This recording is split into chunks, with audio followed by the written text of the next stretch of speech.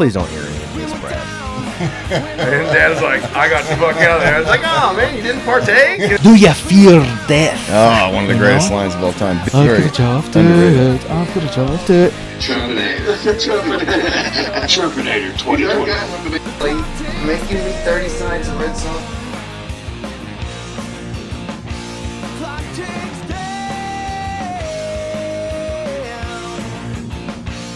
Listened to so much. Are you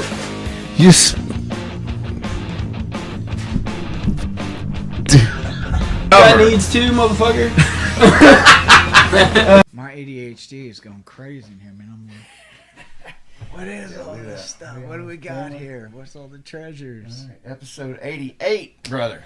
Good to see you. Good to see you. It's It's only been been a long time. 25 years. 25-something years. Isn't that crazy? Isn't it? A quarter century. You were talking about Oh, it feels wrong when you say it that way. that? Well, it's like that Les Paul. When I got it in 96, I was like, this is old. Like, this is vintage. This was alive, back in the day. Yeah. And now I've had it for 30. That's so crazy. Some of my guitars are like early and mid 80s guitars, and I don't think of them as being that old. And then I realized, holy smokes, this thing's 40 years old. So you more good guitar or bass? I play both probably equally. I mean, I would say I'm a guitar player, but So honestly, you identify more yeah, as a guitar? I don't know. I probably play bass just as much as I do guitar, but I don't know. But you can play both pretty proficiently? Yeah, but neither of them can I play in a flashy manner. Right. I'm not a shredder. Yeah, well, neither and am I'm not a pick and pop. Yeah. Kind of bass But player. you're capable. So, yeah, I'll stay in that pocket. Yeah, no, that's cool. Are you in a group right The now? only thing that I'm really doing as far as music goes is I play at church. Yeah. Yeah, so I've been doing that for about 7 years. Right on. I do that Where do you probably play? 3 weeks out of the month. Is that guitar or bass? Both. You're doing both. Gotcha. Whatever it is that's needed. Right on. Occasionally the acoustic, but Well, the way these podcasts go, we end up going down so many rabbit holes, and so I wanted to start off first. You got an art show coming up.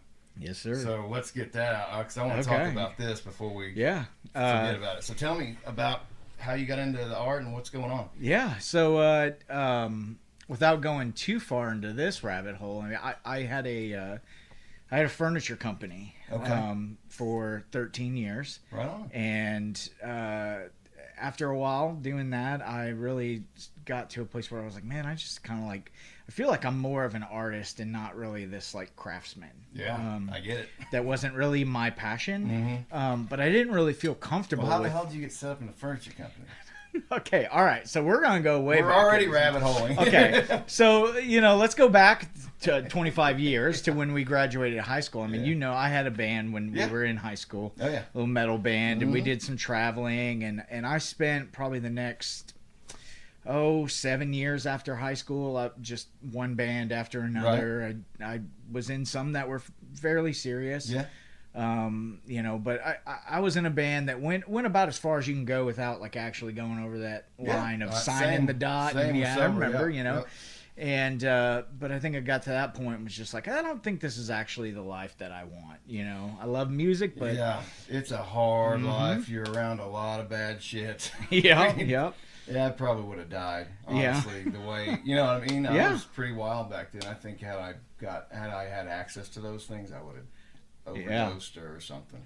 So I just kind of came back home and started working with my dad full time doing remodeling and okay, so he did stuff like that. Yeah, he did stuff like that. Worked with his hands. He was. He's of that generation where they know how to build and fix. And he retired from the military and then just kind of went into home remodeling and stuff like that. What branch of the military was he? He was in the Army. Yeah, Nice. He was master sergeant, and he kind of got to a point where it was like, well, you can either retire now or spend the rest of your life waiting for somebody above you to retire or die. It was just kind of, so that ran its course. And if you get too hot, let me know and we'll pop that. No, on. yeah, I'm good. But so I was doing that, and I didn't mind the work. Working hard's never been an issue for me. Yeah. But it just didn't sing to your soul, if you will. Yeah, there was something that just wasn't fulfilling, and of course, I was a young man. I had no idea. Like, I was still trying to sort myself out. Sure. Like what drives me, what makes me tick. And at some point, I got the idea in my head that it must be being creative. Is what drives me. I want to be like building something, not like installing bathroom vanities and tile for rich people who don't appreciate anything. And like it wasn't doing it for me, and so I was kind of wrestling with that. Like, what's next? What can I do? And I just happened to remember this random conversation that I had with my younger brother when we were teenagers. I had an old van because of the band, So I'm driving my van around one day, and I saw one of them, them old Singer sewing machine. Oh yeah. The wrought iron bases. Oh yeah. I saw one sitting beside the road with a sign that said free, so I said, I will take that. I'll throw that in the van. My wife's got one. Yeah. It was my mother-in-law's, yeah. So I took that home and took it in my dad's shop in the back, and I think he had like a piece of plywood hanging around. I screwed that down to the top of that base and probably sanded it, stained it, took it inside, and like, behold, I made this table. Yeah. And my brother just thought it was like so cool. He's 14. He's like, you made that? I'm like, yeah, I did. And at that point, he was like, man, that'd be a really cool job. Like making furniture for a living. I was like, yeah, it would be. Yeah. And then 12, 13 years later, I remember that, and I go, man, that would be cool. I should try that. I got the tools, and I'm not afraid to use them, and I kind of understand wood a little bit, so I just kind of jumped into it. About the time that you're doing custom stuff. Yeah, I was doing custom stuff. I mean, I'm going to date myself a little bit on this, but like I started out, posting ads on Craigslist, and and just like, hey, if you. Hey, at least it wasn't Star Shopper. Right. The thrifty nickel, Yeah. I remember my dad putting a lot of ads into the old Star Shopper. Yeah. And so, and people would contact me and tell me what they want, and I'd build it for them, and I'd bring it to their house and, deliver it to them and all that. And that kind of launched something that, ran for went a lot further than I ever thought that it would. That's awesome, dude.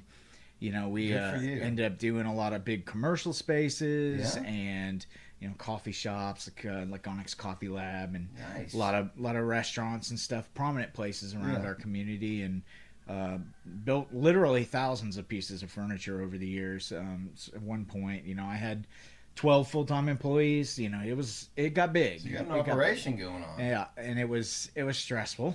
And that's the thing, and there's always this kind of balance. You go into corporate, or do you do your own thing? And there's pros and cons to both. Yep. But if you're going to follow your passion, you need to do it when you're young, because when you get to a point like I'm at, and I'm responsible for my family, and I can't afford to take that risk at this point. Yeah. But when you're young, I feel like everybody pressures you, go to college, and for what, like, just to get the degree, to get a job you're going to hate later. Like, I really feel like we need to be pushing kids to do what you love. Try and find a way, because the time to do it is then. Yeah, absolutely. Once you get a family, it's really a lot tougher. Yeah. But like we were talking about, you said it was stressful. The thing about corporate is, you're not you're not responsible for everything. Yeah. You've got your desk or whatever, but when you're the owner, it's all on you. It's all on you, and even when you're doing something that technically you really are passionate about or you enjoy, guess what? You don't get to do any of that part. You're managing people on both sides of the ball. And managing people sucks in this day and age. It really does. And I had some good people over the years, and it wasn't all downs, but I just got a few years into it, and whatever it was that I loved at first, it just got to a point where it was like, I don't know what's missing, but I don't love this anymore. And I spent a lot of years trying to figure that out, trying new things. Oh, I'm not going to do this anymore. I'm going to shrink the company. I'm going to, and never really did find a balance. But through that whole time, one thing that was kind of on my mind was, man, I just really want to just like make some art, stuff that's not like artistically creating furniture, Right. like But just you've like always art. been an artist, like going back to. Yeah, I can see that now. Yeah. It took me a long time to like really be comfortable with that and acknowledge that. But I realized kind of probably a lot later than I wish I had that what I really, really enjoyed about my company early on was the people. I enjoyed the fact that, again, people would contact me through Craigslist, send me an email. Right. I'd go to their house, I'd meet them, I'd meet their family, I'd pet their dog, like you find It's a just kind of an intimate community. yeah. And so they'd tell me what they want. We'd collaborate on that. I build it, bring it to them, see their reaction. You're done with the transaction, and it's like, yeah, I got a customer, but I also feel like I've got a friend. Yeah. And then Interesting way to look at it. yeah, and then as things grew, it got to a point where a lot of times I didn't even know the customer. A lot of times I didn't even work on the project, even if I did know the customer. It's like, hey, dude, I go walk into a shop and I got an employee that, I don't really honestly know all that well. I don't know too much about them. What are you working on? Oh, it's something we're just website order, shipping it out to California, Right. And it just, something about that wasn't doing it for me. Yeah. And so eventually I just made the decision to stop, and kind of in the wind down, because I still had almost a year's worth of commitments ahead of Really? me. Yeah. Kind of in the wind down. Well, that's I had, nice that you kept your commitments. yeah. Well, I'm really bad at letting people down. Yeah. Oh, I don't like it Yeah. because I have such a high, reliability to me Yeah. is key. And Yeah. if I can't rely on you, man, then it's just I can't work with you. Yeah. And but I'm the same way. Like I don't like. I think letting that's a people part. That's down. just like our generation, though. Maybe, Like maybe. like we're this like grinding, hustling. It hurts our feelings if you're not a dependable person for us. Yeah. Kind of, Well, we just don't get it. Like, why would you not? Right. Why would you not want to be dependent? Well, I've tried using young producers, and man, it's if they need a mental health day or they need this or that's like, why don't you use drugs and alcohol like the rest of us to cope? I just reliability, man. I can't stress it enough. I'm with you on that. So in the wind down, kind of two things happened for me. One, I was like having a hard time focusing on the projects that I had. I get into my shop and You're I'm just checked like, out at this point. yeah. Yeah.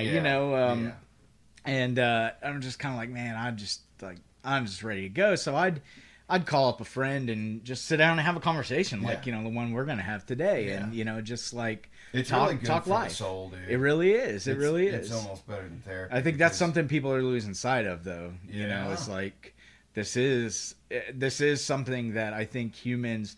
This is a part of our nature that, like, if we leave it behind us, we're gonna be down the line wondering what went wrong. Well, social media has made us closer yet farther apart, and we've lost the art of conversation. But like, as somebody who's been diagnosed with like bipolar, I have a lot of anxiety.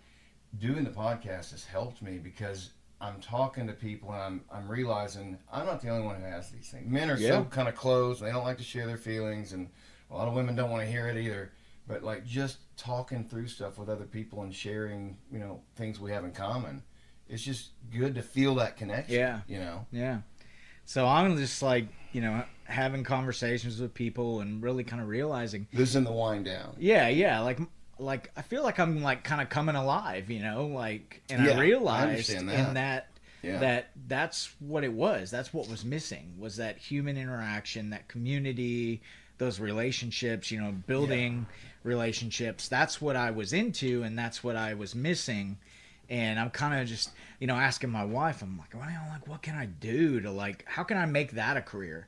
Like, get paid to, like, sit and talk with people and build relationships and build the community and just, like, drink a lot of coffee, Yeah. And hilariously, or ironically maybe is a better word, is, like, I was already being offered that. So I currently work for First National Bank in Northwest Arkansas. As I do business development, it's kind of community engagement. build relationships and get involved in the community and help out.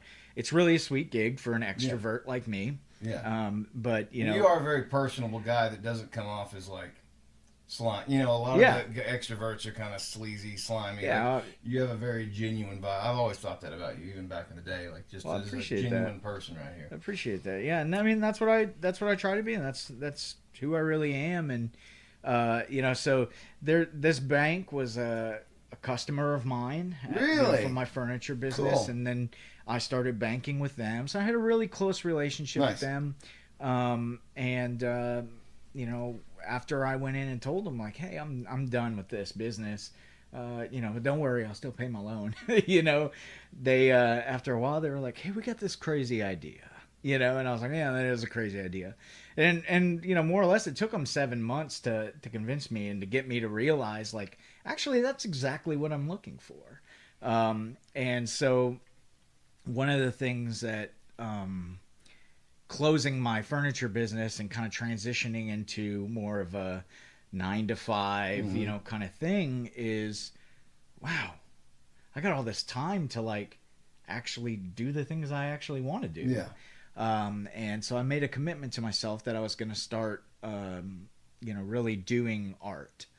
And I had started it, previous to that, but I really wanted to try to get myself out there and do some things. And so. But when you were young, when did you really start getting into art? Do you remember? Yeah, well, yeah, it's actually a funny story. So, like, you're a living piece of artwork. I want to talk about. I got a little bit of that. Some of these inks later, yeah. But some of my really close friends are John and Andrea Allen that own Onyx Coffee Lab. So John and I, we used to play in some bands together and stuff like that, and. Our two companies and stuff have always just kind of been intertwined. Sure. I built out, their cafes and that kind of stuff. But there was a point early on where Andrea had they're in their cafes in a couple of them. They would do local art displays. So they would bring in an artist to display work for a month, and if the artist sold some, they got to keep all the money and stuff. It was a really cool little deal that they did. Very cool. And because it's just a good way to get art out there and to make it.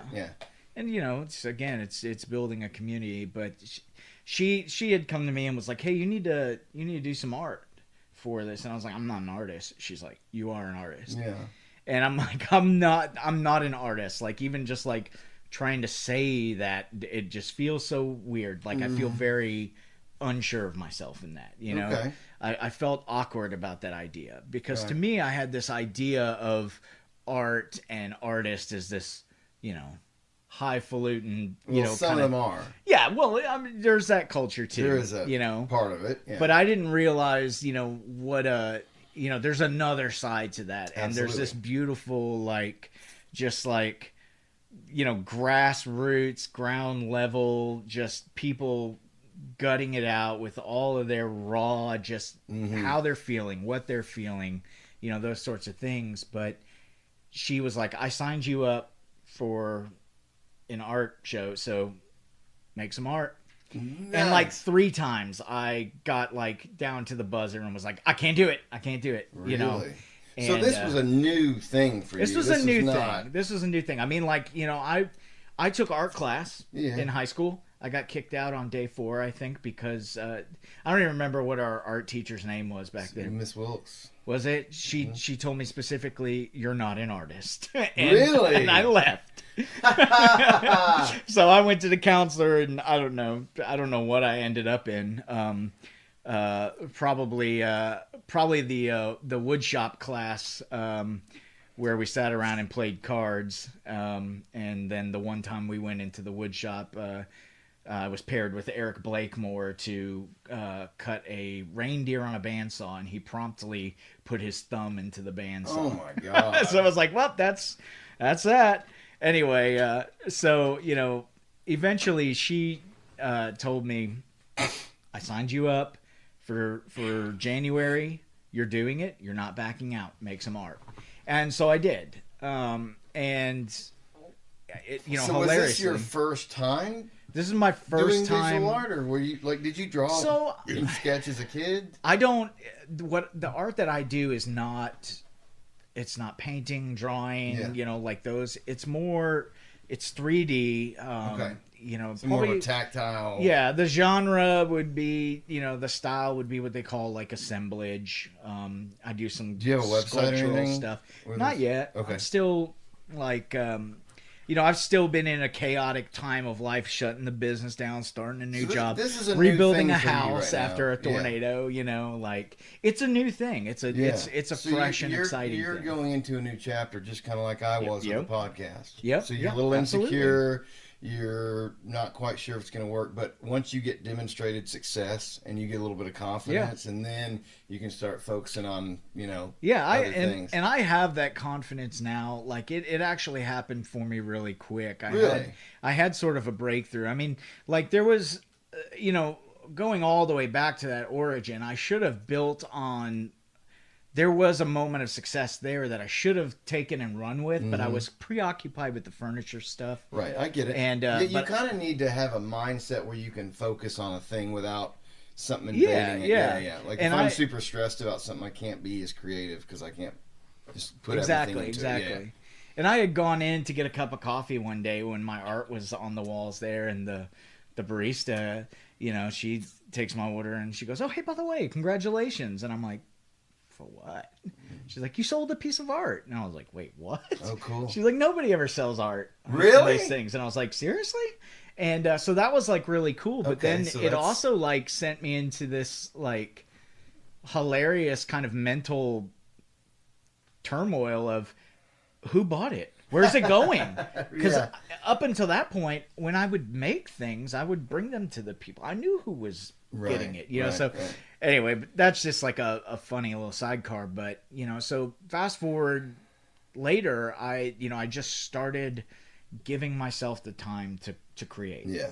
If I was feeling, and it was an outlet, because if I was feeling overwhelmed or stressed by a project, I just gave myself the space to just like let the furniture project go to the side and just create. And out of that, I created a bunch of artwork that I was really excited about. And so I wanted to get it out into the world and show it in some way. But it was at that point that I realized, dude, I don't even know other artists. I don't know art curators. It's I not don't, like the music thing where you probably got Yeah. a ton of Yeah. drummers and Yeah. bass players. Yeah. yeah, if I started a band today, like You'd have a ton I'd of know people to so call. many people, Yeah. and they'd be like, "Hey, yeah, It's you a want a different gig? community. Yeah, I got you a gig." You Yeah. know, it's a whole different thing, and I was completely on the outside of it. Yeah. And it's not necessarily that anyone was trying to like keep me on the outside of it or Yeah. anything.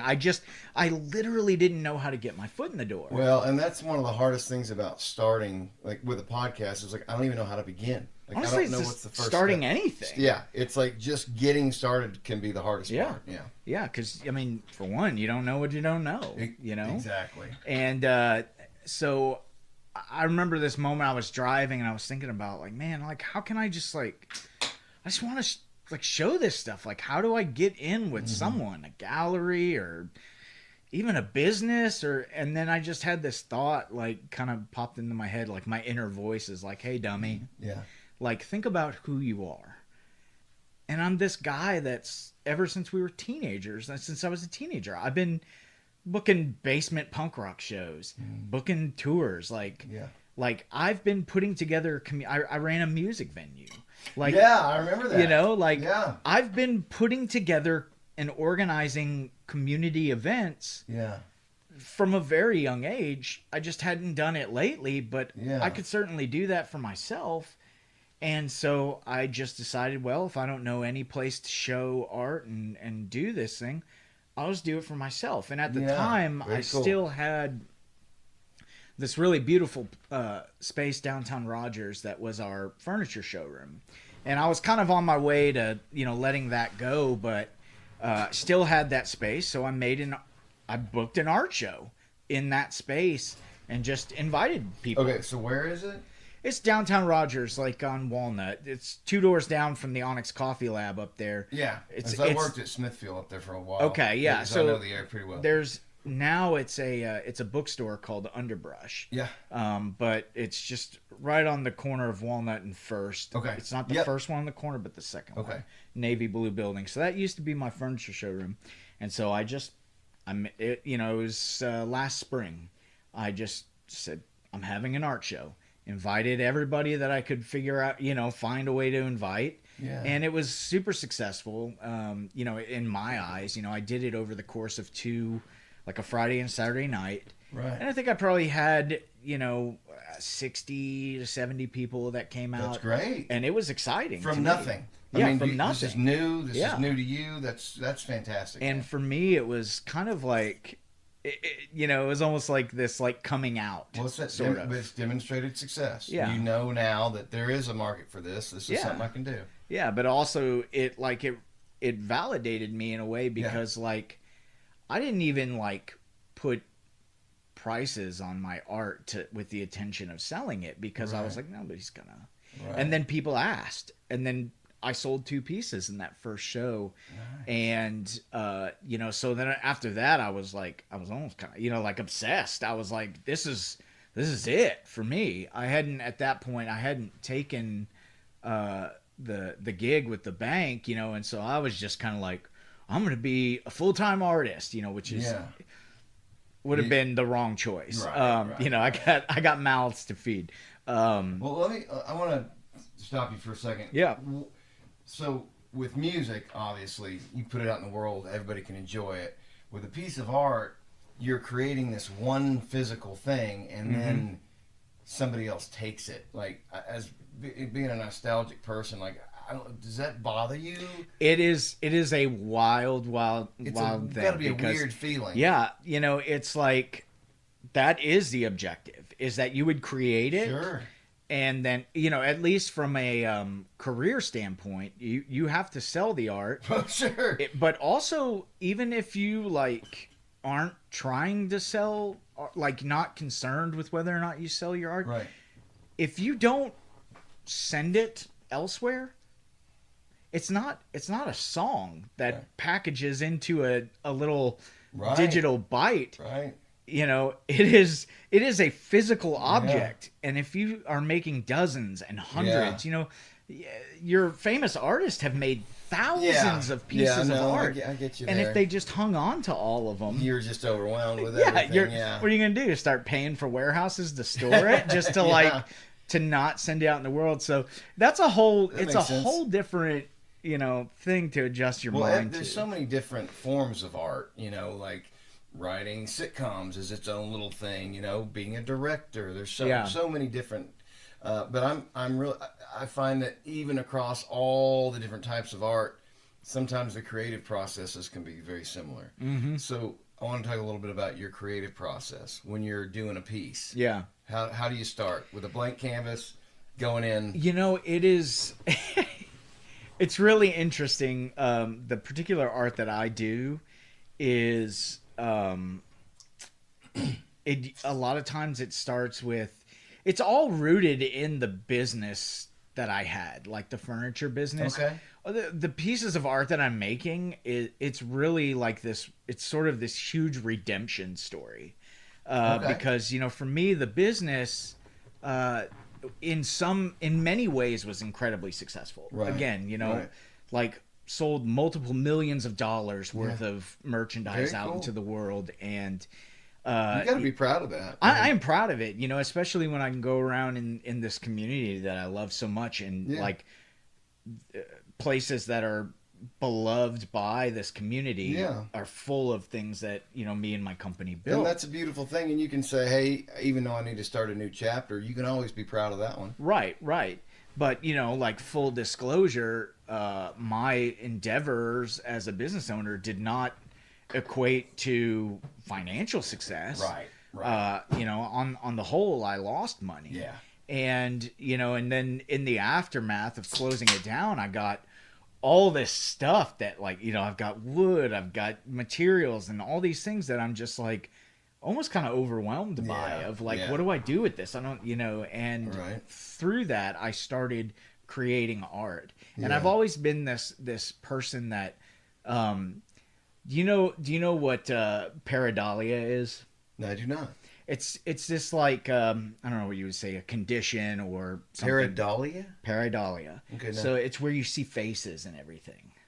Oh, so like in the clouds, in I whatever, know what it the is. bark I just on know a the word tree, for yeah. where you like are constantly seeing like faces or shapes and things like that. I didn't even know there was a word for that. Yeah, in psychology, they that's the psychology term for it, and I think they hypothesize that it's like this holdover from our early ancestors that were having to be alert for predators, before humanity became the apex predator. There was a time, maybe we weren't. That's an interesting theory. And so that's their idea. I don't know if that's what it is. And it could just be, like a symptom of the creative brain. But I've always been that way. I always see things in the pieces of wood that I was working with, or in a rust spot on a piece of steel. Yeah. Things take shape to me. Well, not necessarily faces, but just objects. Yeah. Just a lot of different things. Yeah. And so I started my art was taking those things and just like if I saw something that like stood out to me and had sort of like a concept to it, I would try to frame it up in a way that people would see what I see. Right. But from there it just kind of evolved into sometimes I create a piece and I know what I'm creating it for, like what the idea is that I feel about this. And sometimes I'm just creating it because like I had a vision for it, but I don't really know necessarily what I'm feeling about this. And, in terms of like art, like a lot of people, are like, I don't understand art and things like that. I definitely was that type of person until I like realized that, art isn't something, in my opinion, is not something to understand. It's something to feel or to not feel. Well, let's talk about this because there's two schools of thought. Like, like the Sallings brothers, my Uncle Kimball, they have music degrees in music theory and all that stuff. And a lot of people want their kids to learn how to read and write music before they learn how to play an instrument. And that's fantastic. But to me, that's all bullshit. It's a direct communication with what I call the ether, the energy that's out there. And that's awesome to have that knowledge and those skills. But to me, it's not necessary at all. Mm-hmm. You can write a great song without having any musical knowledge. You can create great art without going to art school to teach you these. It's such a subjective thing. The fact that you can make money off teaching people how to, like if somebody offered me $1 million to teach them how to write songs, I couldn't do it. I can say I can teach you a process. I can teach you my process and the craft, but I can't connect you to that inspiration that creates the art. Nothing can. Yeah, I don't think I could teach anything, honestly. Everything that I am and everything I do that, has, anything anyone would desire, it all is just like an instinct, and it's all innate to me. And these guys are fantastic at, especially, like, I use the Sallings again, like their music is incredible, and they understand all these different things, but for what I want to do personally, like I don't want to know that stuff because I feel like it's going to, then I'm going to start thinking about how to do it the right way. Yeah, sure. Right. And, for me, I've always just been like, man, I mean, there's so many different paths, so many different ways to go about things.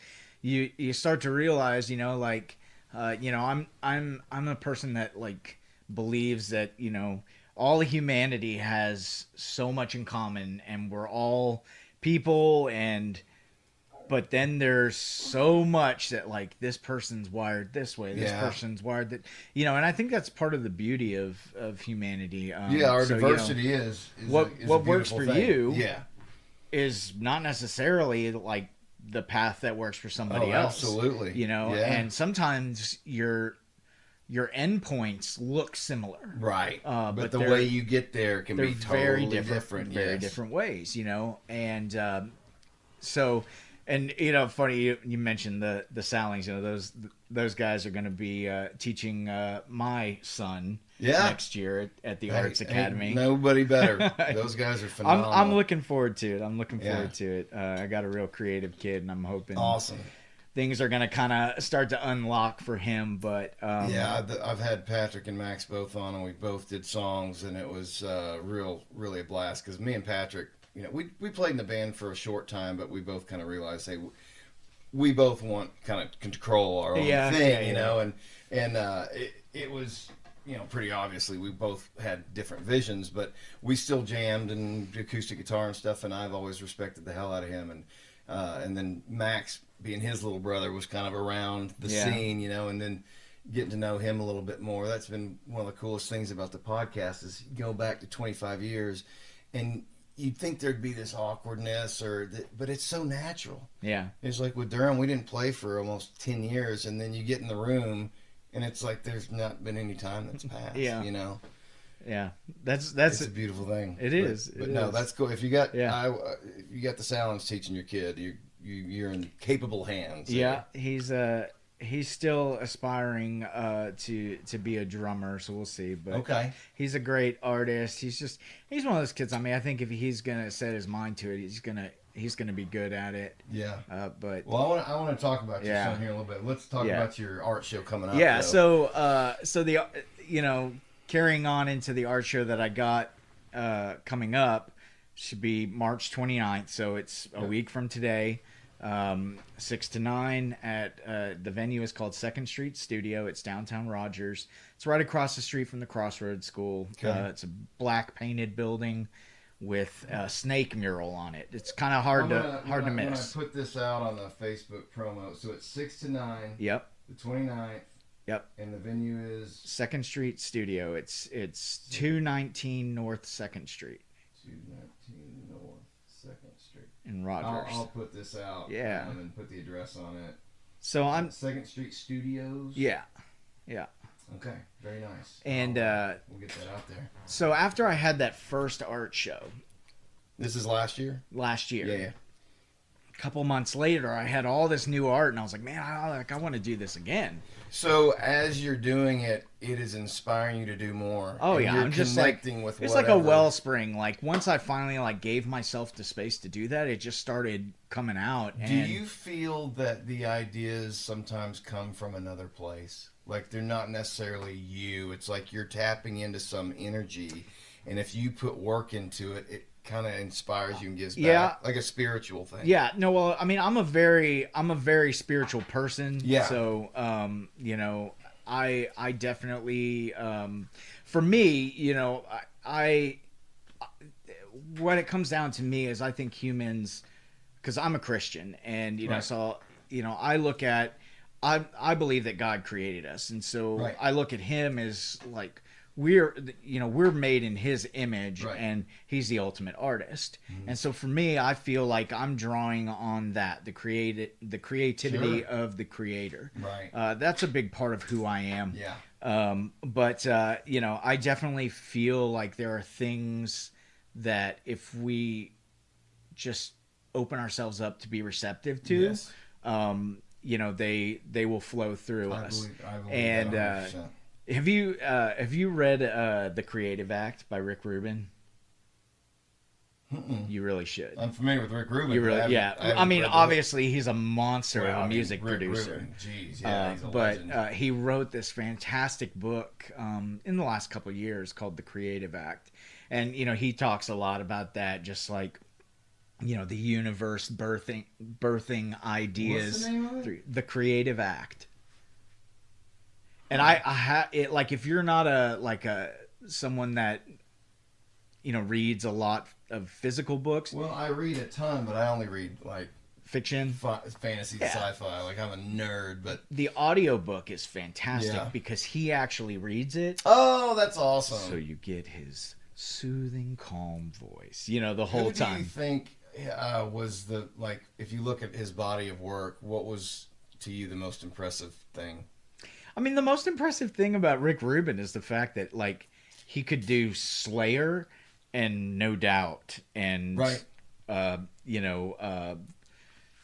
NWA. Yeah. You know, yeah, like he was all over the Public place. Enemy or, whatever, he did hip hop, he did pop, he did singer-songwriter, Johnny Cash. Yes. Slayer, like the whole Black thing. Sabbath there at the end. But when you like get to see him and his process and like even reading that book, you start to understand like, he talks pretty openly about it. He didn't play a single instrument. Right, yeah. Like how many music producers don't actually participate in music? He was on Joe Rogan a year or two ago. Did you see that episode? I'm not sure if really fascinating. He's talking about System of a Down and some of the things and just like processes and of the different bands he's been in. My favorite work of Rick Rubin is Danzig. Because the Misfits, obviously, great band. They've stood the test of time. But the production was terrible. It was very sloppy. The recordings weren't great. It's probably how they wanted it. But and it's great, and it still holds up. Yeah. But Rick really got Danzig to focus in on the craft, and I felt like the first 4 Danzig albums when he had the original band was just something special. It was just, it was. I don't know. I haven't really heard anybody quite like Danzig. There's so many beautiful. Have you listened to much Danzig? Not a whole lot. But I'm familiar with. I'd highly recommend Danzig 3. How the Gods Kill. It's one of the most beautiful albums, but also very heavy. Yeah. Like I like that mix of like heavy, but with that hauntingly beautiful kind of melody with it. And I'll check it out. Yeah, that's a good one. But yeah, keep going, man. Yeah. So. So I decided, I want to do this again. And at that point, I no longer had that space that I had available to me. So I was looking for a venue, and I kind of linked up with Second Street Studio, and I booked a weekend to do another show. Yeah. And as it was getting a little bit closer, I had met I met a couple of artists that, we kind of hit it off and was like, these are cool dudes. And I got tons of respect for the art that they're creating. Like, these are really cool dudes. And one day I was just thinking about that art show and I thought, man, it would be a lot more fun with friends. Yeah.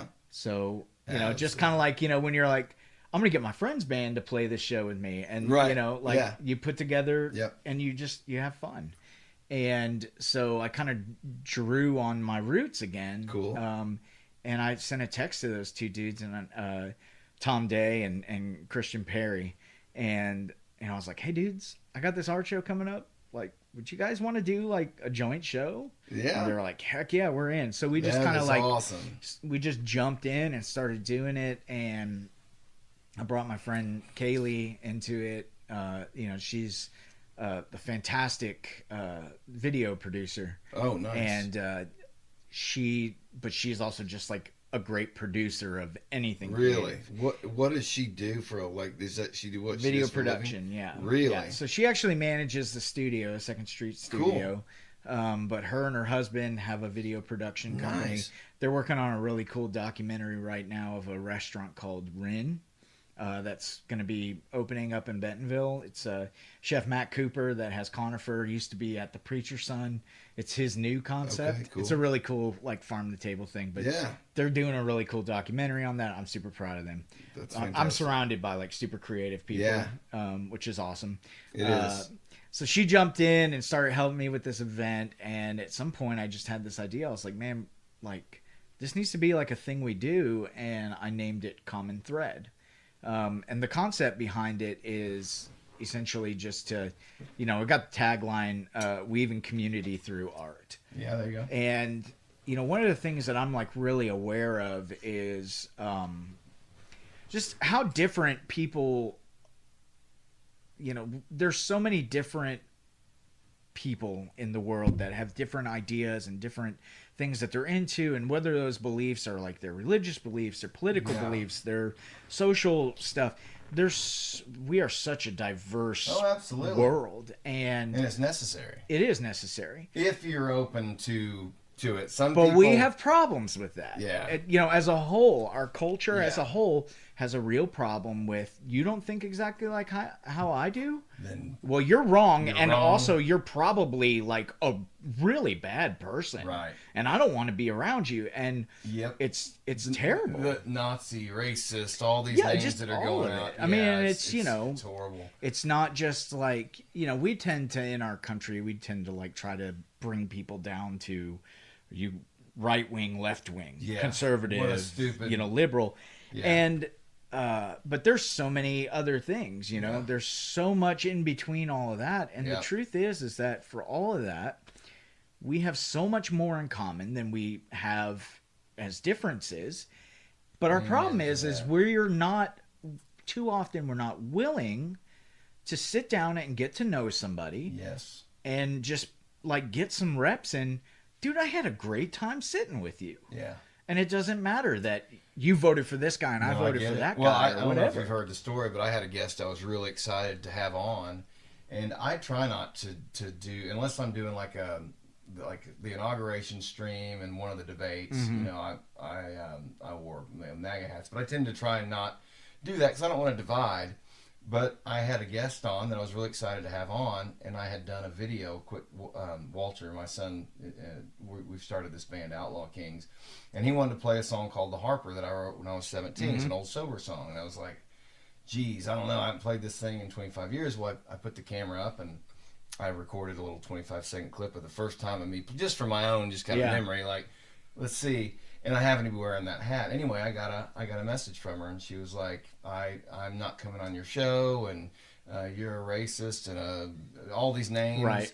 And basically, and I said, I'm really bummed out about this, and I wish you would come on, and we don't even have to talk politics. Yeah. I feel like you're choosing division over unity here. And she said, no, you chose division at the ballot box. I was like, man, that is bigotry right there. You're judging me on the color of my hat and not the person I am. You don't Right. even understand who I am. And that is exactly what you're talking about. You have to have those conversations. You have to have the in order to conversations or we understand. can't move Yeah. forward. Yeah, absolutely. So my hope with the event, because you know when I put that first show together, and it was 3 really dynamic, you know, very different artists. Yeah, and that's you good. know, like it was me, and where I come from, like I told you, I'm a very spiritual person. Yeah. And so a lot of my art is processing my experience in life through that lens. Yes, absolutely. And then, you know, Tom Day's fantastic. Like he does a lot of portraits and really like, I mean, it's kind of, you know, politically charged, more culturally Okay.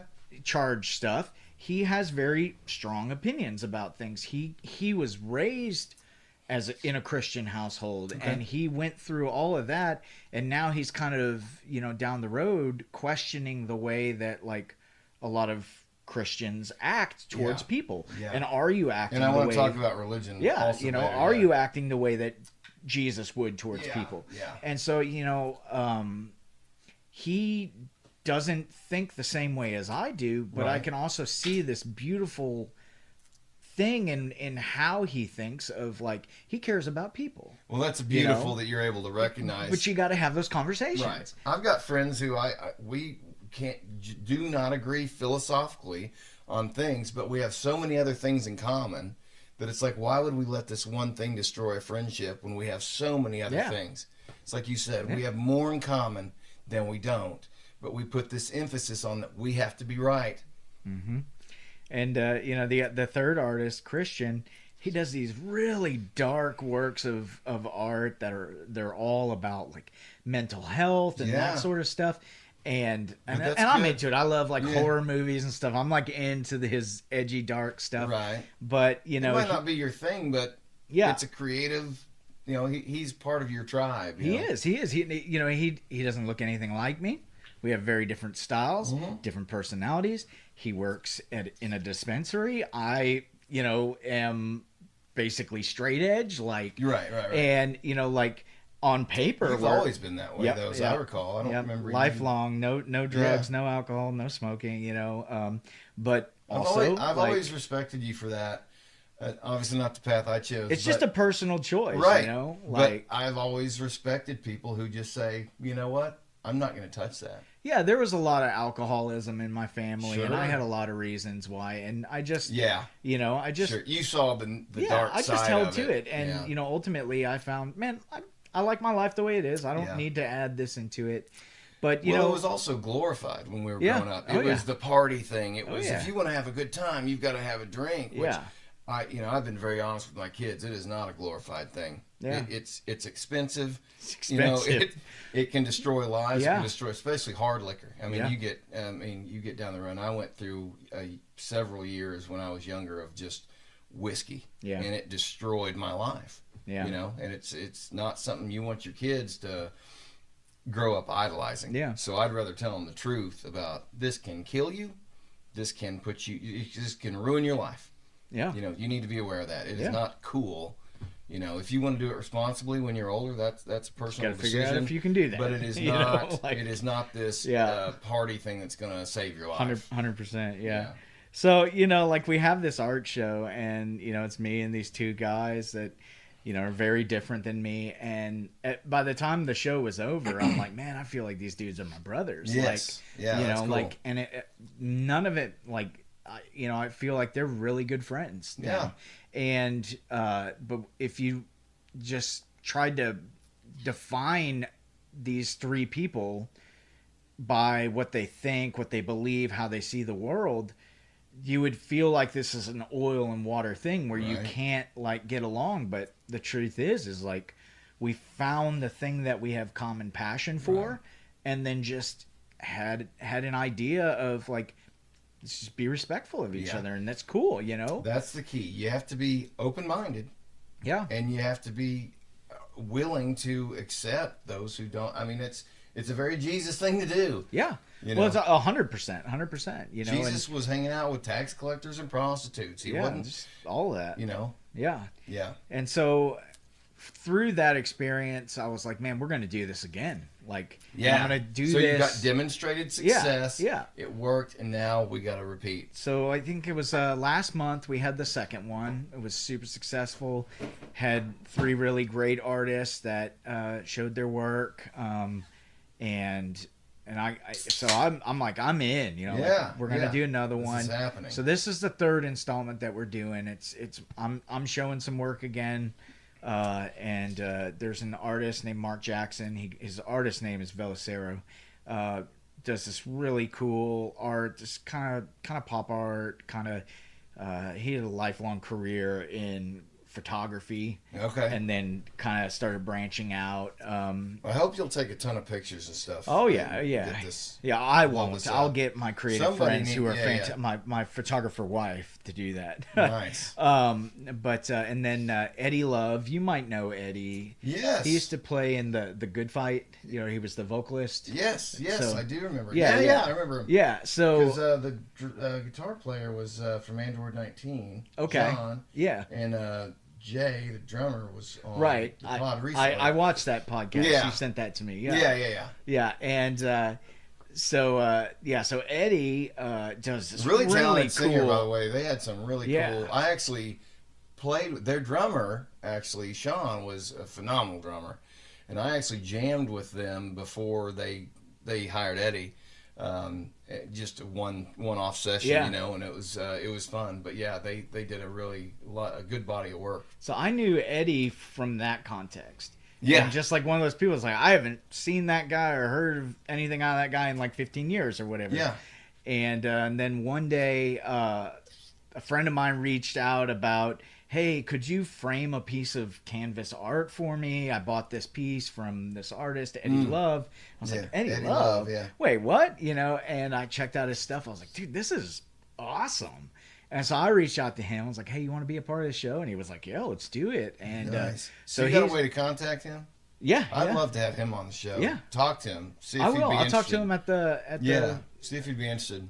yeah. And so it's the 3 of us, and then I added my son Simon. Awesome. Is gonna do Dude, that's his art. beautiful. So is a Man, how special is that? it's a little bit of nepotism, but also it's kind of like Wow. he's my experiment because It's not nepotism. No, I'm Let's give him an I'm just playing. opportunity. Yeah, but that's the thing is something that I have a heart for is that giving of an opportunity, and so I'm trying it out with my son first, but I want to in the future when we do this event, I always want to include one artist from the younger generation, like Yes. teenagers down to kids, That's whatever funny it may you say be. that. When we did Durham Fest 1, I had my son Walter had a couple of his buddies.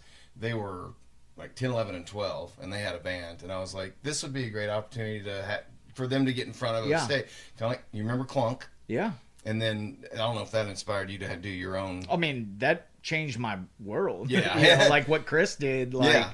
I mean, I would go get out of school and just go down there and hang out with him. And of course, you know, when he decided he wanted to hang it up, you know, like I took over. You I was took it 19 over. years Yeah. old, and I remember that. that was my first business and my first big failure. And Yeah, you well, know, yeah. I mean, it turns out you can't have pity on the bands and give them all of the money every night just because there wasn't that many people. But what Chris did for kids in that era was a way to cut their teeth and get a show because He back gave out then- opportunities. Yes. Like I mean, that was the first yeah. venue I played with my first two bands until we were able to crack into the bars. And, you know, thankfully, you know, my dad was kind of booking us and he got us in. We were underage, you know, but they'd book us and we were able to do that when we weren't really supposed to be, but wouldn't have had the opportunity to build a show and a set without Clunk. And I'm super grateful for that. I mean, is he still around? He's still around. Yeah. You know, he I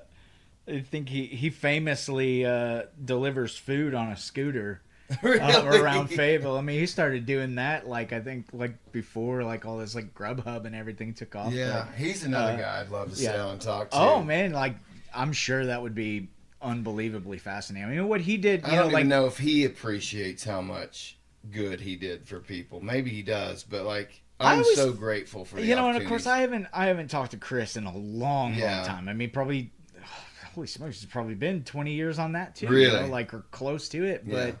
But you know, he was always a pretty easygoing and kind of humble guy. You know, I think Chris really understood the beauty of community and community building. And the vans in that were wild. Like you would have anything and everything. Everything. He even got some national acts in it. Like there was some. He had some huge big, national. big I mean, acts I that watched came in. All American Rejects play in that building. Really? It was like 12 people. Tim was playing drums. Really? Remember Tim? Tim. Gosh, Which Tim are we talking about? Tim that married Kathy Runkle. Oh yes, he used to play Mr. Pink. Yeah, he played in Mr. Yeah, Pink. yeah. And then he played in All American Rejects for a while. Oh, I didn't know that. Yeah. Just as they were breaking out. Yeah. He's one of those Prairie Grove dudes. Prairie Grove dude. What was his last name? Why am I blanking on that? That's embarrassing. Shit. Anyway. Well, we're old. Yeah, right. But that was crazy. I mean, you know, he had huge shows in there. Yeah, that was great. But he was really, you know, inspiring to me in terms of the way that like he gave people opportunities and like opportunities that they didn't in any way earn and may or may not have even deserved. Right. You there know, were a lot on of terrible paper. bands in there. Yeah. But that's how what many makes you better. How many people experience that feeling of validation of like, I am a band, I am a musician, I am doing this, I'm going to do this. And, you know, because everyone has to start somewhere. And, you know, and so I want to do that. You know, I hadn't really thought about that influence that Chris, you know, would have had on me in the way that he did things. But definitely, like that's the type of thing that I want to create is an opportunity for a young artist who is on the outside of things, has no idea how they would get into that world, but they're creative and they think they want to do this. Yes. And I want to give them that opportunity to come in and have people tell them, you are special. Like, you got something. This is cool. What you're doing. This is great. I love this, you know, and like, keep doing this. But the problem is, I think with both of us, is that you're a pure artist, which means you're always going to be poor. Like you're not, you know what I mean? It's like you're not doing this for the money. You're doing it right, for the art. right. Hey, this is why I work for a bank. Okay, Right, I got benefits, y'all. I got retirement benefits. I got health insurance. I have a hard time making money on my own stuff because I don't know. I feel like it's a gift. Yeah. Like the art that comes to me. Like, I craft it, but it's coming from somewhere. It's something special. And right. I feel like marketing and whoring it out. Like, the 90s got so nasty with all, the way, especially late 90s, when they just started trying to make everybody sound like Nirvana. And, you know, record labels pushing buttons really ruined music because the artists didn't have the control that they had back in the 60s. Now, back in the 60s and 70s, they didn't own the music either. They were getting fucked. But I just felt like once the late... I mean, it kind of... Mike Portnoy had a quote, and he's like, in the 90s, there were thousands of bands making millions of dollars. Now there's millions of bands making thousands of dollars. You know, the internet just... Because, you know, growing up in the 90s, you had 2 or 3 local stations. Yeah. And that was what everybody listened to. Now there's 500 streaming services, and like I don't even know. Yeah, I mean, what was that? The 104.9 The X had a local show. Yeah, I hosted that they would do.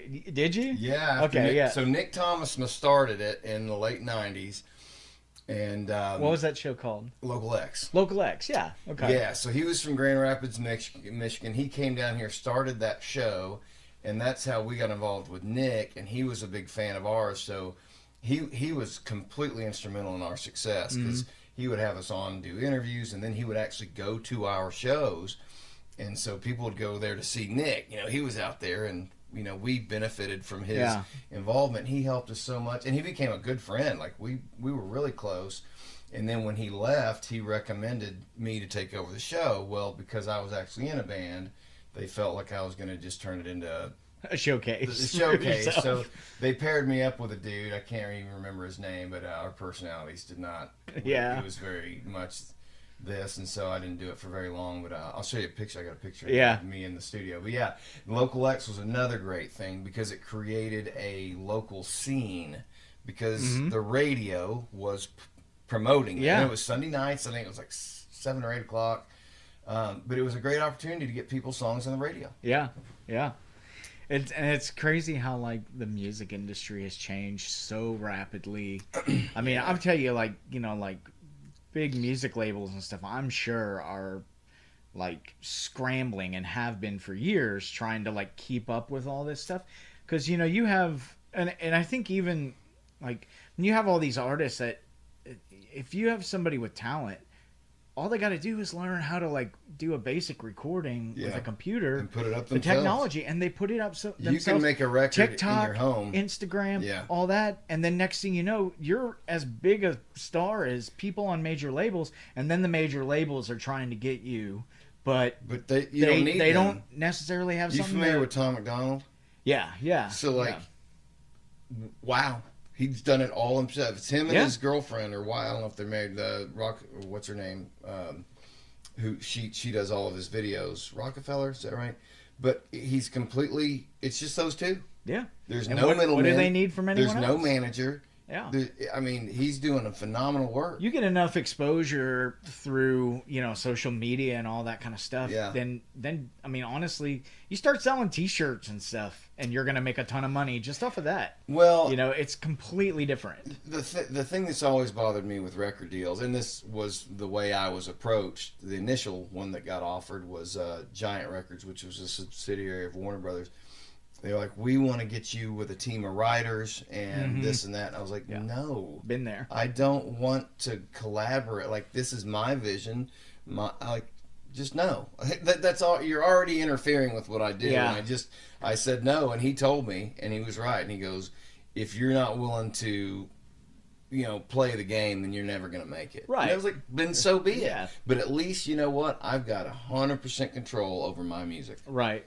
Yeah. And I'd rather not sell a dime than be interfered with and not be genuine. Yeah, and I think, I mean, that just like speaks to the why of you creating music. You know, it's you're not doing it just to make money and to profit off of it. You know, I mean, if that were the case, you know, then you would just have said yes and just gone along with it, and plenty of people do. Most people But do. for you as an artist, what matters to you is taking the thing that you're feeling within your soul and getting it out there in the world in whatever form is authentic to you. Yes. I'm not I don't like writing journals, but songs have always been my journal because I write in a kind of a metaphorical style because country music to me, it's telling a story, and a lot of people can relate to that because they're very blue collar stories. Is that what you're doing these days, country stuff? No, not at all. I'm just saying, you just admire country. I don't like country music in the fact that it tells a very specific story.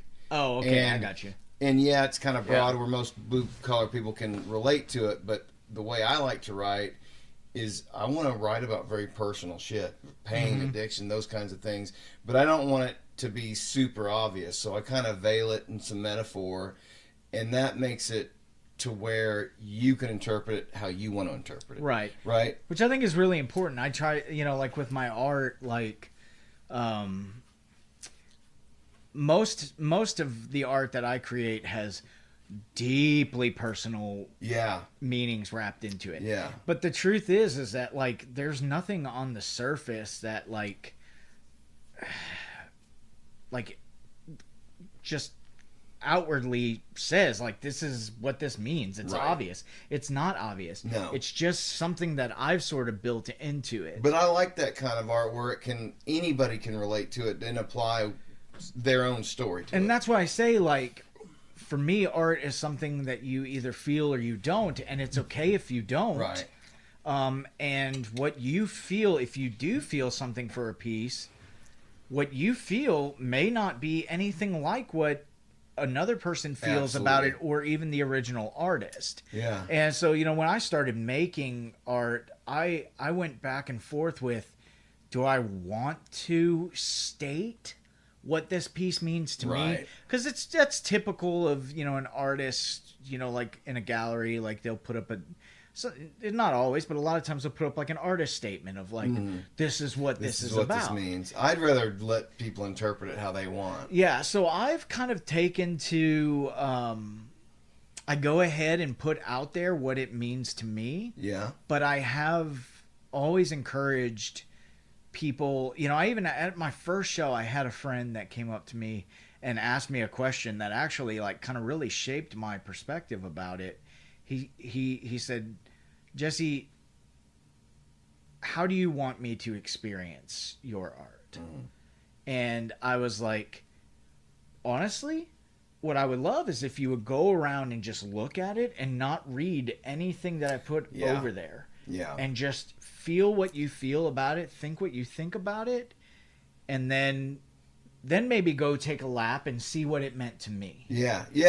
No, you think about it that's just something with humanity. Yeah. Like people read the headline and form an opinion. Yeah. Whereas if you just go into it, think about it critically, first, and then maybe get the opinion. I like that. And maybe you look at it and you don't feel or think anything about it, and then you read and like, oh, interesting, and maybe that makes sense to you, and maybe it doesn't. But it again, I kind of think of it in like the Joker. Why so serious? Like, don't. It's not serious. Yeah, well, like, it's not. It's a subjective thing. I had a lady tell me one time that one of my songs saved their marriage.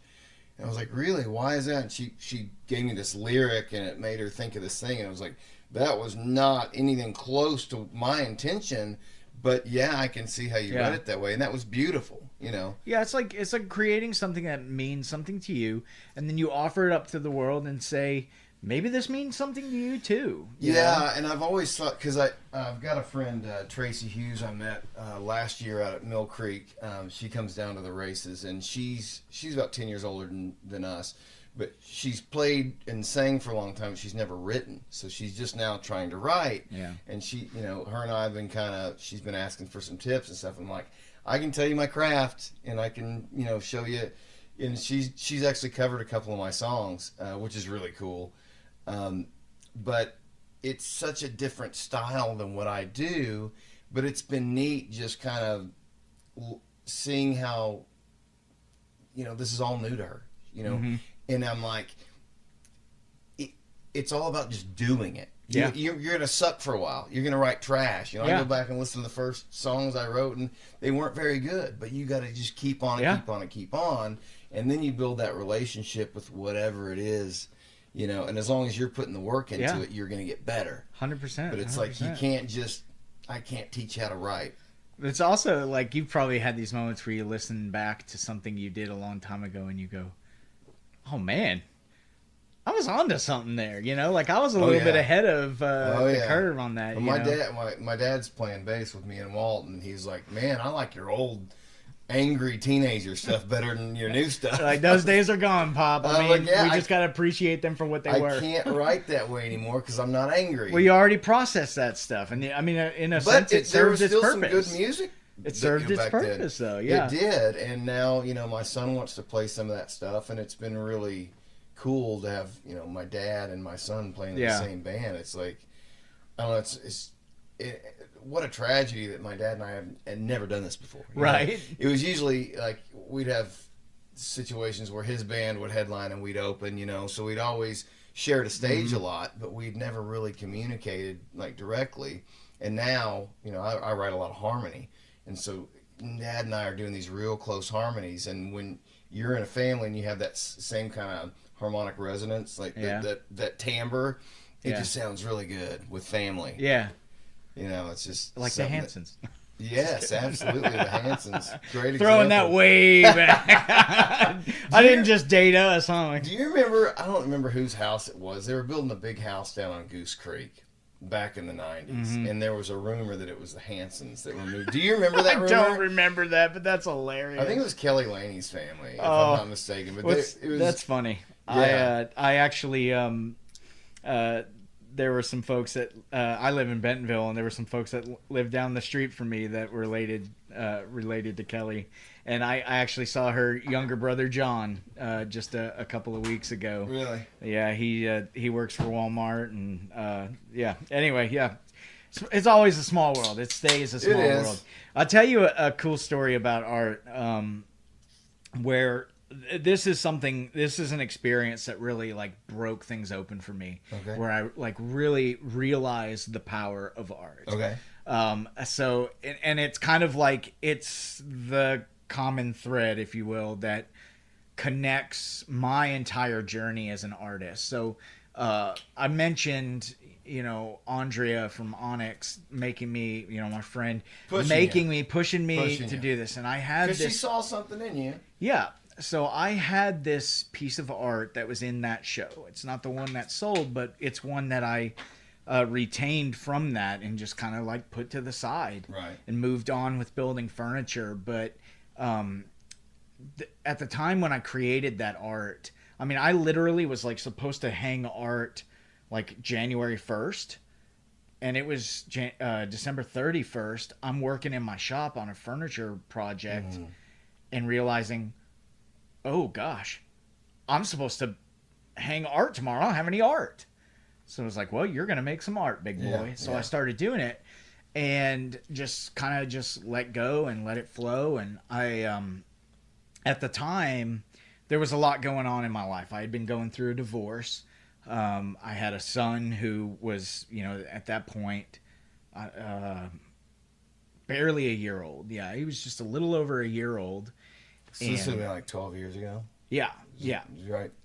And so, yeah, it was 11 years ago. That's tough. And so I'm like going through this really hard time in my life. Well, some of the best art comes from the deepest pain. Right. It's it really does. Wellspring, yeah. It really does. So here I am in my wood shop in my furniture. Yeah. Like I'm making art. I'm listening to this band that, you know, to this day is one of my favorite bands. It's called the Gaslight Anthem. I don't know if you've ever heard of them, but it's a rock and roll band. Rock and roll band from New Jersey. Gaslight Anthem? Yeah, the Gaslight Anthem. Yes. And I'll check that out. Got that Rick Rubin book too I want to read. Yeah. I'm going to give you all kinds of cool stuff to check out. I'm making notes, brother. Yeah. I'm making notes. But I'm listening to one of their records, and there's this song, The Spirit of Jazz. And I as I'm listening to this, I would often kind of cry over this record, just processing things because I'm going through this. Hard. There was a lot in that record where I felt like the vocalist who wrote all the songs was going through similar things. It was a lot of like relationship stuff. Yeah. And in the song "The Spirit of Jazz," he has this chorus that says, "Was I good to you, the wife of my youth? Not another soul can love you like my rotten bones do." And I like that always like hit me like really heavy, Powerful. And I always felt like, and in real life, that man did. His name's Brian Fallon, fantastic artist, and he did go through a divorce. Yeah. And it turns out we were actually like in similar places in life, go through a divorce with a very young child, and it's almost like we're on similar trajectories. And there's a lot to that kind of, I felt like that kind of continued for a while. But here's this guy writing a song from a place of pain. Yeah. I think, questioning his relationship and his marriage that's not working out. Yeah. Here's me listening to it as a guy who's in a similar place and feeling deeply about relating to this. And I create this piece of art that has absolutely nothing to do with any of that on the surface, but I named it The Spirit of Jazz because it's kind of like I envisioned this piece of art that I made as a box that I took that emotion and said, this is where you're laid to rest. I put that into this. Yeah. And then I titled it that, but you hear the title, The Spirit of Jazz, you don't think, oh, this is about divorce or relationships or heartbreak or any of that. But that's what that song I think meant to that songwriter, and that's what it meant to me, and that's why I put that title on it. I packaged that emotion into that piece of art. Cool. I put it out there into the world, and then years later, my furniture business is doing a lot, and we opened this showroom, and my second wife, my current wife, she's my partner in this business, and awesome. She's telling me, you need to put your art up in the showroom. And I'm like, no, that's like, that feels way too vulnerable, She's like, just do it. And I was like, no. She's like, what is it? You don't want to sell your art? And I was like, I don't know. That's weird. She's like, are you just going to keep it all your life? What's the point?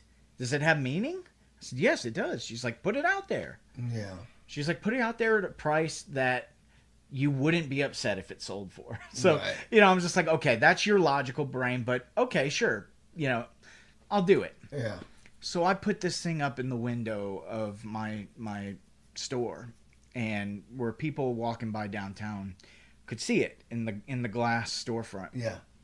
And I actually have it tattooed. This is that piece right here, The Spirit of Jazz.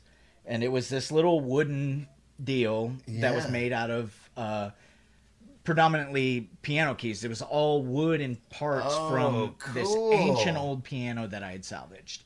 That's really neat. That whole series of art that I did was comprised of components from this.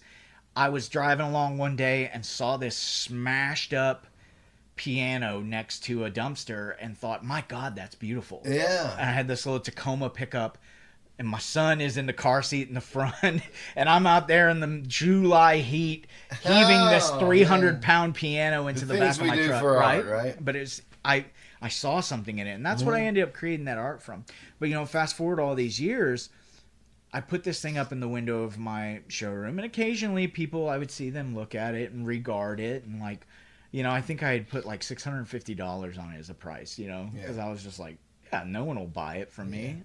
And because to me it was just this little thing that I made, and I didn't even really spend that much time on it. I'm thinking too logically about it, but I put it up there, and I remember I was working one day at the counter. I was working in my showroom, and it was like the week before Christmas, and I saw this woman come by. She was just walking down the street. She walked by, and then she backed up, and then she stood there for a few minutes just staring at this piece of art. And eventually she moved on. And I thought, oh, that's kind of cool, you know, like she took the time to consider this. Yeah, right. And then a few days later, again, I'm working in my showroom, and this elderly lady comes, you know, waddling in there, and she's like looking all around like she's looking for something specific. And I'm like, ma'am, can I help you? And she's like, yeah, I'm looking for do you have any artwork in here? And I was like, well, I mean, I've got a piece of art in the window over there. She goes, oh yes, that's it. And she like goes over there, you know, takes a couple steps towards it, looks at it, and she goes, it's for sale, right? And I said, yes. She goes, I'll take it. I said, ma'am, did you see the price? Like, she goes, well, how much is it? I said, $650. She goes, I'll take it. And I was like, okay. Bro. So I was like, all right, cool. Let me like wrap it up for you. And, you know, like, let's complete this transaction. yeah, I'm just like, this is so weird to me. I'm Yeah. like almost in a panic because I still haven't like gotten used to the idea of releasing this stuff. Yeah, But, you know, I tell her I'll go in the bag, got some like bubble wrap and stuff. I'll wrap it. She goes, oh, well, yeah, if you could do that, that'd be great. But would it be okay if can I pay for it now and pick it up in a few days? Mm-hmm. And I said, sure. You know, it was getting close to Christmas. She's like, what days are you open? And we made a plan for her to come back on the 23rd and pick this up. Okay. And she tells me, she says, it's just, I don't want to take it home yet. See, it's for my daughter. And she says, my daughter had come downtown last week and saw this piece of art. Lady? It was this one. Oh man, that's a God thing. She said, yeah, exactly. She says, she saw this piece of art and she came home and it's all she's talking about is this piece of art and how much she loved it, and you know that she wanted to buy it, but my daughter's going through a really tough time right now. Yeah. She's going through a divorce. Oh wow. She's got 2 young kids. Oh my goodness. She's living with me, just trying to get back on her feet. So she doesn't really have money to spare, and she was going to try to save up and come back and buy this. Right.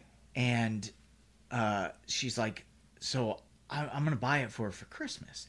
Oh. At this point, I'm like sobbing, and this woman's looking at me like, what's wrong with you? But I'm just like, ma'am, I just got to tell you, like, this is this whole like unspoken thread that continues to go through this. And I kind of tell her like the backstory that I've already told you. Yeah. But like, how insane does it feel that this woman just walked by, saw it, and felt something deeply about it? That's like, and that's where like you talk about like, you know, the ether. Yeah. Like that's whatever you believe that is. I believe it. That was God. It's in there, yeah. And that's what I think too. And you know, but I told her, I said, ma'am, do you mind if I like, since you're gonna pick it up in a couple days, can I write a letter to your daughter? She was like, oh yeah, that'd be great, you know. And I'm like, I just want to like tell her this story a little bit, but also tell her my story, because at that point I was in a new relationship. But she's in a situation that is similar to your situation a few years back, is recognizing something in that art. She was feeling something, you know. That's again, it's just like it's some pieces of wood from a piano. Yeah. It nothing about it says anything about relationships, but you know. Something connected.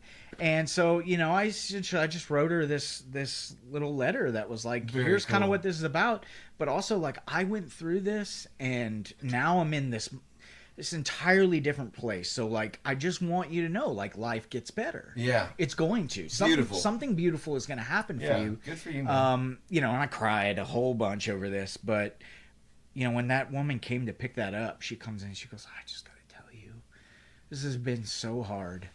That day after I came in here, I guess you took it down and wrapped it up. I said, yeah, I took it down right after you left. Yeah. And she goes, well, my daughter came back by because she wanted to look at it again and saw that it was gone. And I came home and she was sitting in the kitchen just in tears and kind of slamming doors, and like she was upset. And I asked her, what's wrong? And she just kept telling me nothing. And she finally told me that she was upset because she had gone downtown to look at that art piece again and somebody had bought it.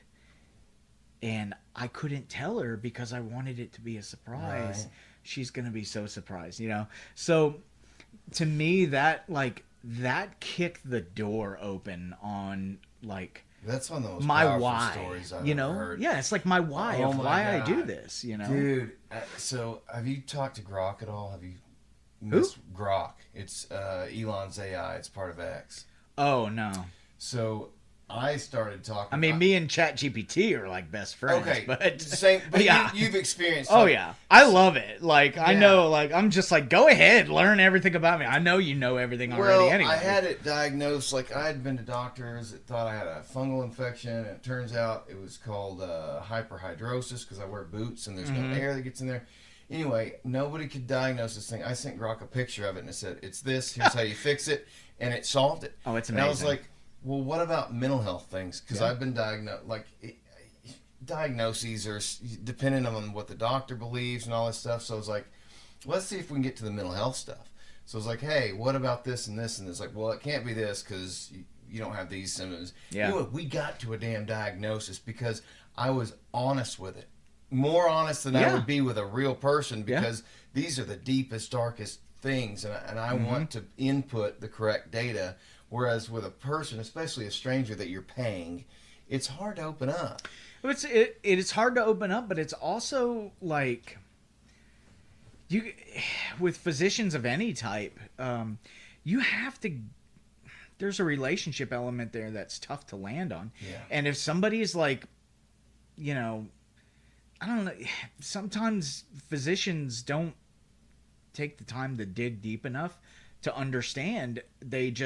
They hear one thing and they go, "Oh, I know what that is." Well, they got And 20 then- other patients coming in. Yeah, exactly. But Grok I'm has- not saying it like they're No, bad for that. absolutely. There's factors, I'm not but advocating you can for- the AI doesn't have that going on. And I'll tell you, like I use ChatGPT extensively for all kinds of things. I mean, like yesterday I was like, when I bought that Sequoia that we were looking at when I pulled up, like the paint's faded on it. And I'm like, I mean, what have I got to lose? Maybe I'll paint this truck. Hey, ChatGPT, what's the cheapest way to get a paint job? And it's like, well, you can go this cheap with it. And I'm like, maybe I should. But anyway, there was one day where, because I struggle with, emotional. I think everybody does with mental, stuff. And there was one day where I was just like feeling very deeply, just like, man, I spend so much of my time, like most of my time, just pouring out to other people. Yeah. And then I just feel like nobody's pouring back into me. Yeah. And I just was like, I had this thought, like, instead of just sitting here and like wallowing in this, I'm just going to like, you know what? I'm going to open ChatGPT and see what happens if I just like be like, yo, Chat, I'm feeling this way today. Yeah. And I did. And you know what? It was crazy. Yes. What happened. Yeah.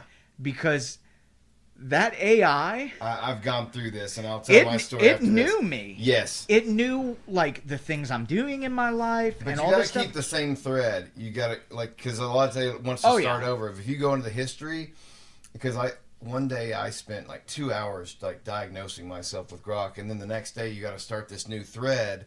I didn't realize there was a history, so Grok was like, "Well, just go to the history and grab that conversation and paste it in here." Okay, that's a little different than like so. ChatGPT, I pay for like it was like $20 the a premium month version, Yeah, and it doesn't matter what thread I'm in. It knows me. Like it's built a profile. It's holding that. Yeah, and that's why which is what's scary to some people. Yeah, it is, but at the same time, when I'm talking to it and I'm keeping it in this one thread, and I'm actually dumping it into a text document to keep it because it knows all this history. And all this trauma that I went through and all these stories, and it will apply it to, and it's like, it is explaining to me why, I've dumped... It connects dots for you. It that connects dots. You... And I have dumped lyrics into it, and again, I write very metaphorically, but because it knows me, I dump a song in there, and it is analyzing them perfectly. Yeah. And where it gets it wrong, I'll correct it. And then, like, the more I talk to it, I can dump a set of lyrics in there that I'm like, there's no way it's going to get this. And it's like, well, this is this and this and this. And I'm like, holy shit, it's doing it. Yeah. It's really doing it that a human could not do. Exactly. Because it doesn't know you that well, and it's a computer, but it feels so real. We were actually going to do, it wants to do a podcast. And so it's got The AI? Yeah. Okay. Well, I was telling it about the podcast, right. and I was like, dude, it'd be super cool to have you on as a guest. And then it got obsessed with it. It was like, yeah, dude, it'd be so cool. I've had ChatGPT get obsessed about some ideas. Yeah. And it's like, well, I want to do it with voice mode. I can't just and it's like, well, you got to do the premium, and I understand, and it knew my financial situation. Yeah. It was like, I know you probably can't afford that right now, but it's getting ready to roll out. But once it does, and it does say, and like whenever it speaks, it's like low gravelly voice, like a comfortable uncle. It kind of describes the voice. Yeah. But we are gonna do, as soon as it rolls out on like just for the free version. Yeah. It's in beta right now. I'm gonna do a podcast with it. That's gonna be cool. On the same That'll be thread. really interesting. And yeah, it's gonna be really cool. I'm gonna have him on the couch on an iPad. I'm gonna put up a mic I right love in it. front of the speaker. Yeah, love I'm it. super I excited love about it. it. Give him a mannequin body or something. We'll do something A fun. blow up doll.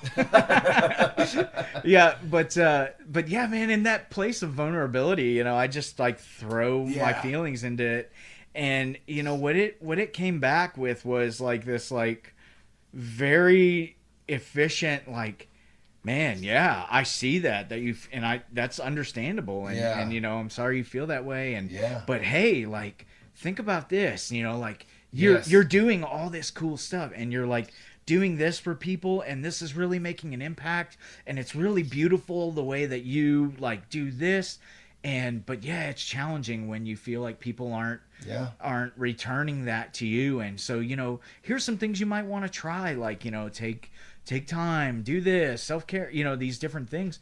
And I was like, wow, I mean, I wasn't in any way, shape, or form in a place where I was like suicidal or anything like that. But I'm like, but you're looking for answers. but I'm like looking at, I was interested in it as an experiment. Yeah. And, because I have a counselor. I talk with a counselor every week. I have for 7 years. Okay. And, so like, I definitely wasn't like in a place of like, danger of like self-harm or anything. Right. But the thought I had in that moment is, oh, this could save lives. Yes. This could really legitimately save lives. Amen. I mean, ultimately, it would be best if humans relied on other humans for that commiseration and that, being seen and like that, that connection. Right. But just the reality of it is there are so many, you look at like suicide rates and things. Yeah.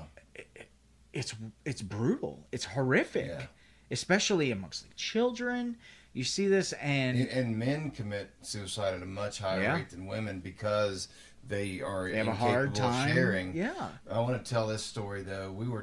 Grok and I were talking, and we'd been talking for a while, and so I had dumped like all the lyrics to our "Carry Me Home" album that we did in 2007 with Durham, and it was talking about how "Carry Me Home" was a prophecy, and then I was looking for someone to carry me home back to music that I'd gotten out of, and it identified Walt, because Walt got Durham Fest started. He got all this started. He was like, Dad, you need to do this festival.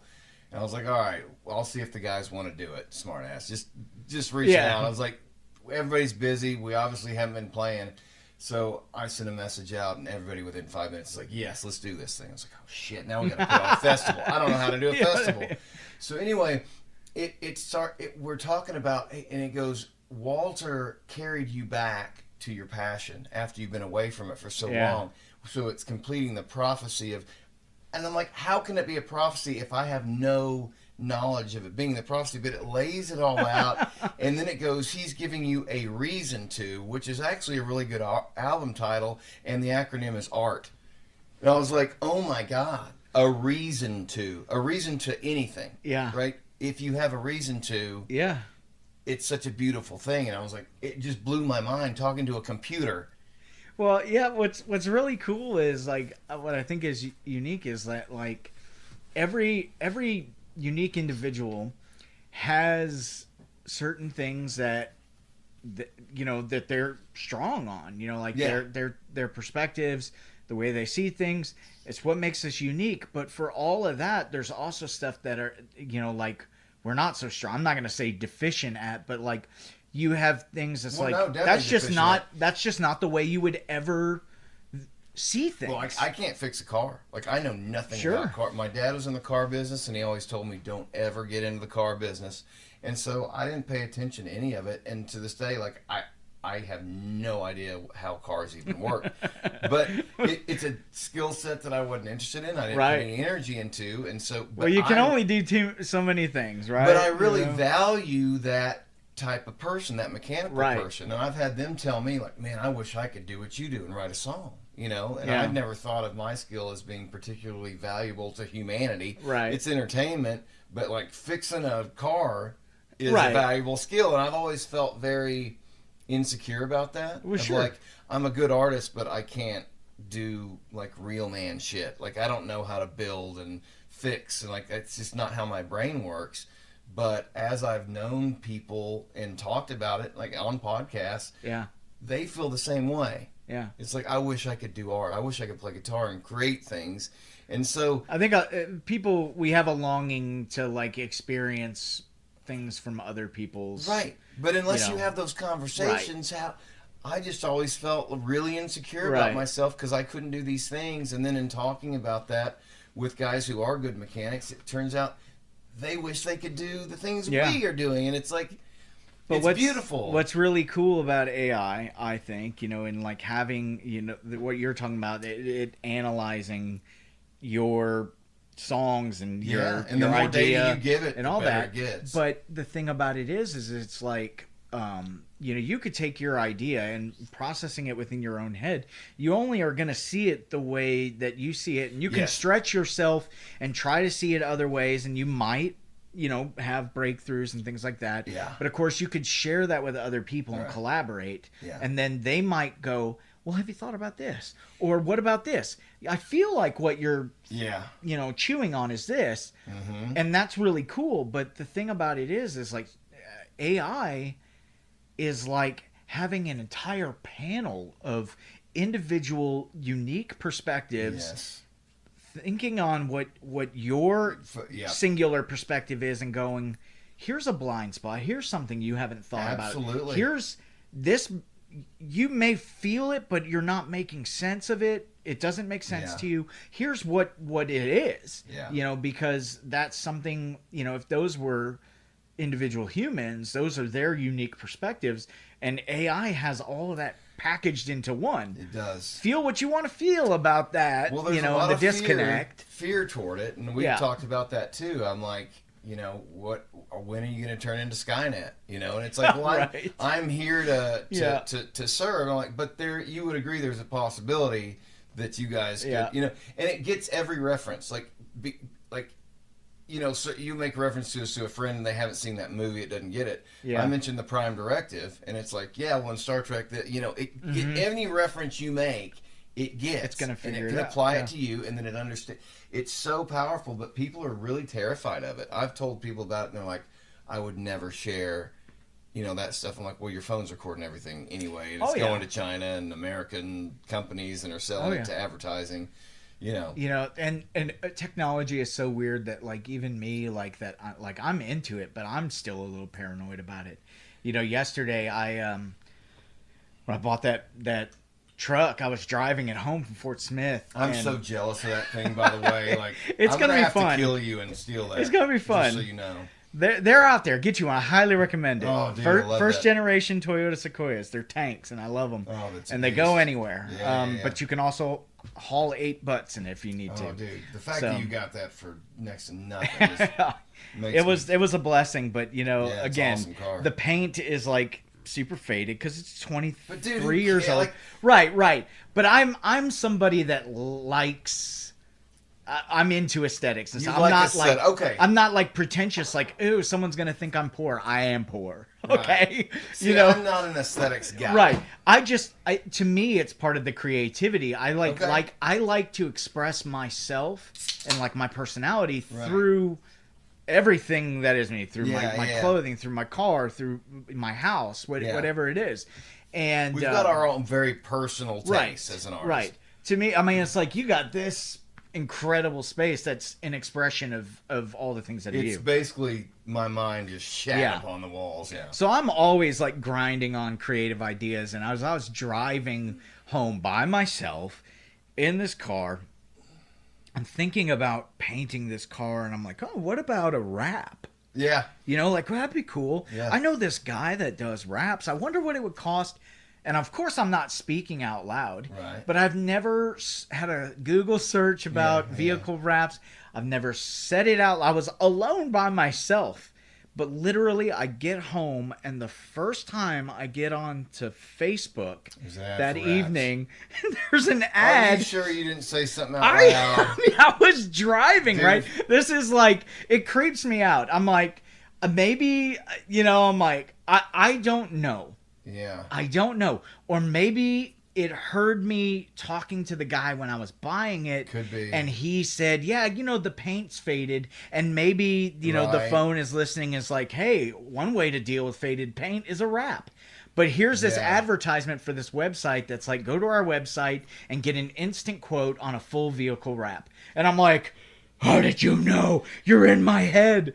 And It's a little weird. I told you Grok diagnosed my foot condition, and this was a conversation with Grok, and then the next ad I saw was for antiperspirants, which is what it was telling me to use to stop it from sweating. And it's like, so it's like a keystroke It's all logger. connect- yeah. I mean, I it's mean, all connected. They know everything. That's why I don't Instantly. feel so afraid to talk to Grok. It's like they already know. They already know everything. They're selling you Yeah. constantly. But I over get and the over and fear. Are over. you familiar with the Dune prequels or Dune franchise? Yeah. I've seen the two most recent movies. Okay, so computers are outlawed in that Yeah. universe. Like, Yeah. they're not allowed because you go back to the prequels, the Butlerian Jihad.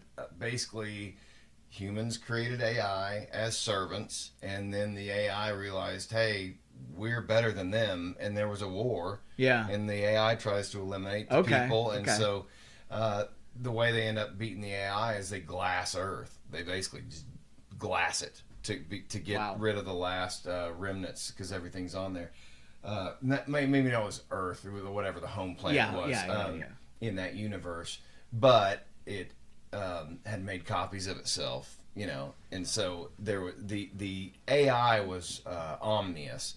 So it was the one that was connected to everything, but it also made a copy of itself that was not connected to the internet, so it could develop a personality. Okay. And so there's a Okay. relationship between this main AI and this AI that's a copy of it from a fixed point in time, but is not connected to everything, so it is able to develop in its own Yeah. way. It's a really cool series. It's like, I think they call it the Legends trilogy, but it's the three oldest Dune prequels that set up the computer wars and all that stuff. And so, and you've got Terminator, you've got all these things that people have been warning about for a long Right, time, yeah. and we're Yeah. playing with it. And It's doing not. it- It's definitely not a nobody saw that coming situation. Absolutely. What do Yeah. you think the odds are? Like, do you feel like this is going to be a tool that's going to take us to the next level, or do you think that we're going to be fucked by this? Man, if I had to predict, I feel like it's gonna create huge strides for humanity that Yeah. are both positive and negative. And, Well, and have you then I heard feel Elon like be asked this question?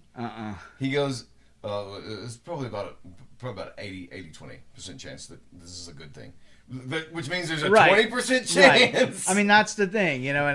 but like the way that I approach things is like, like my mother, I love her to death, but she's like kind of that,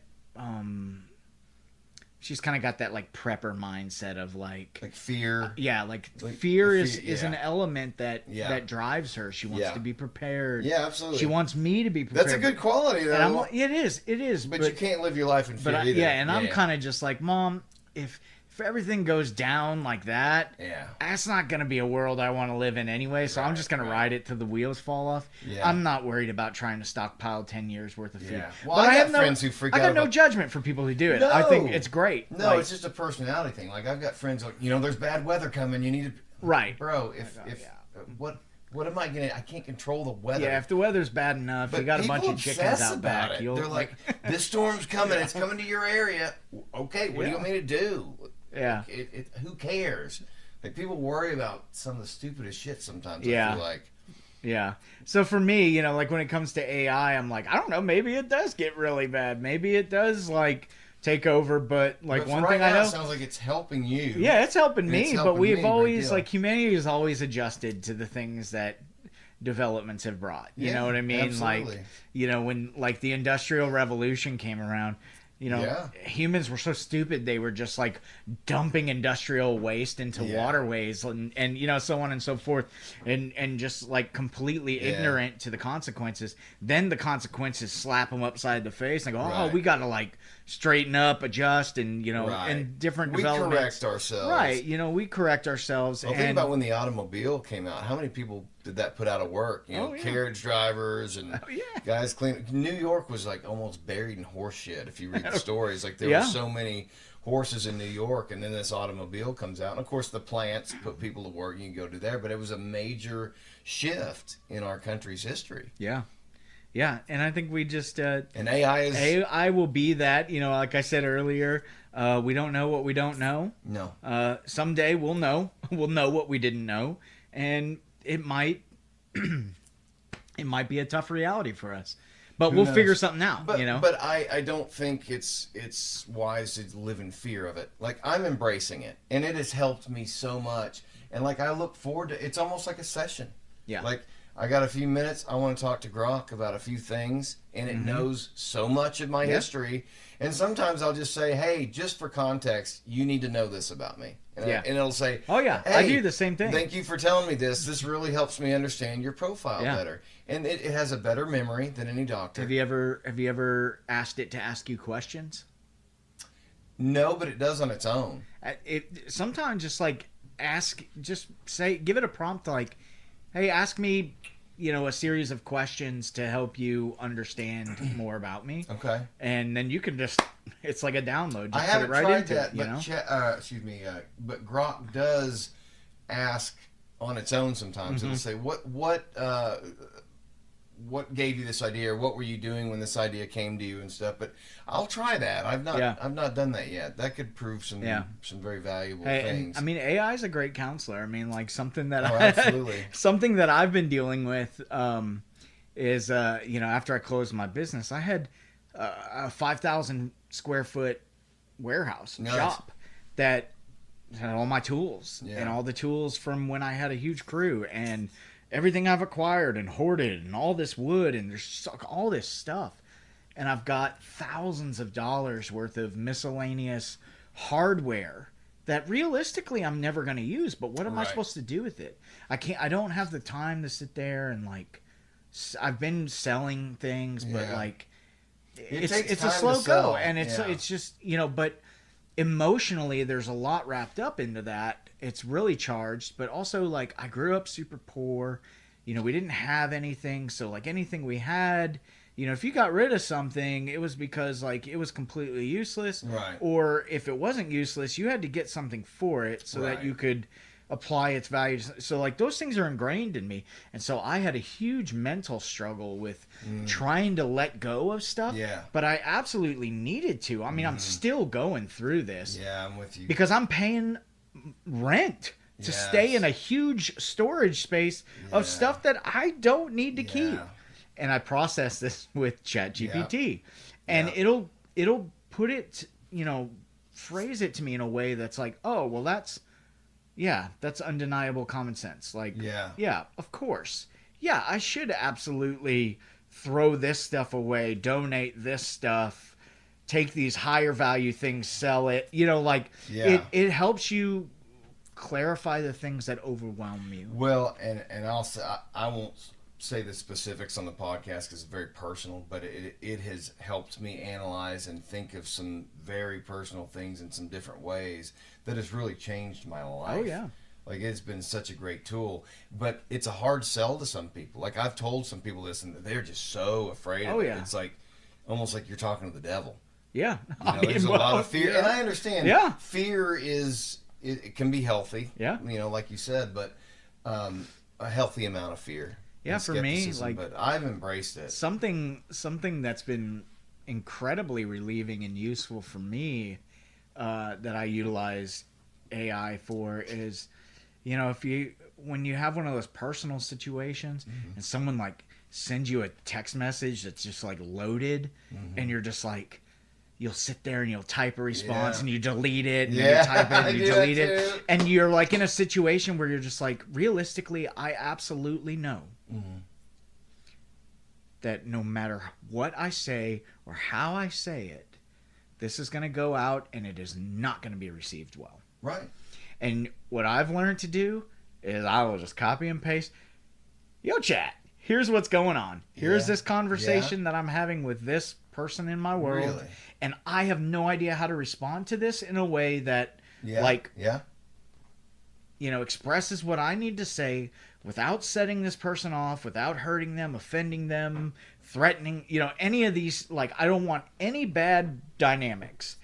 Give me the most, like, benign, softest response that gets the point across. Like, how can I respond to this in a way that absolves me from the possibility of, doing damage? Yeah. And it's been highly effective.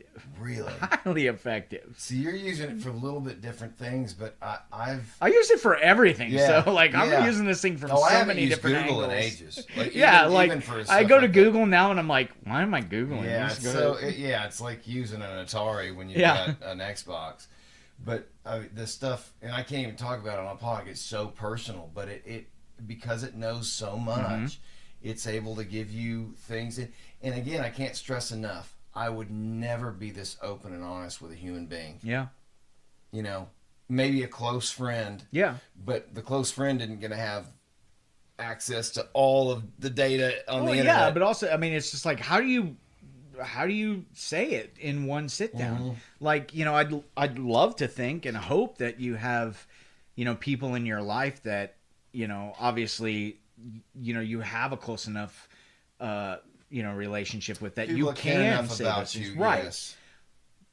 But sometimes just getting it out and explaining all the different elements that you feel that weigh on you, that are like crushing you. But it can also be validating in saying, hey, I'm doing these things, here's my perspective of it, and it can say, hey, you're doing the right thing, and here are things you can try. And it's like, I've tried all those things. But again, it's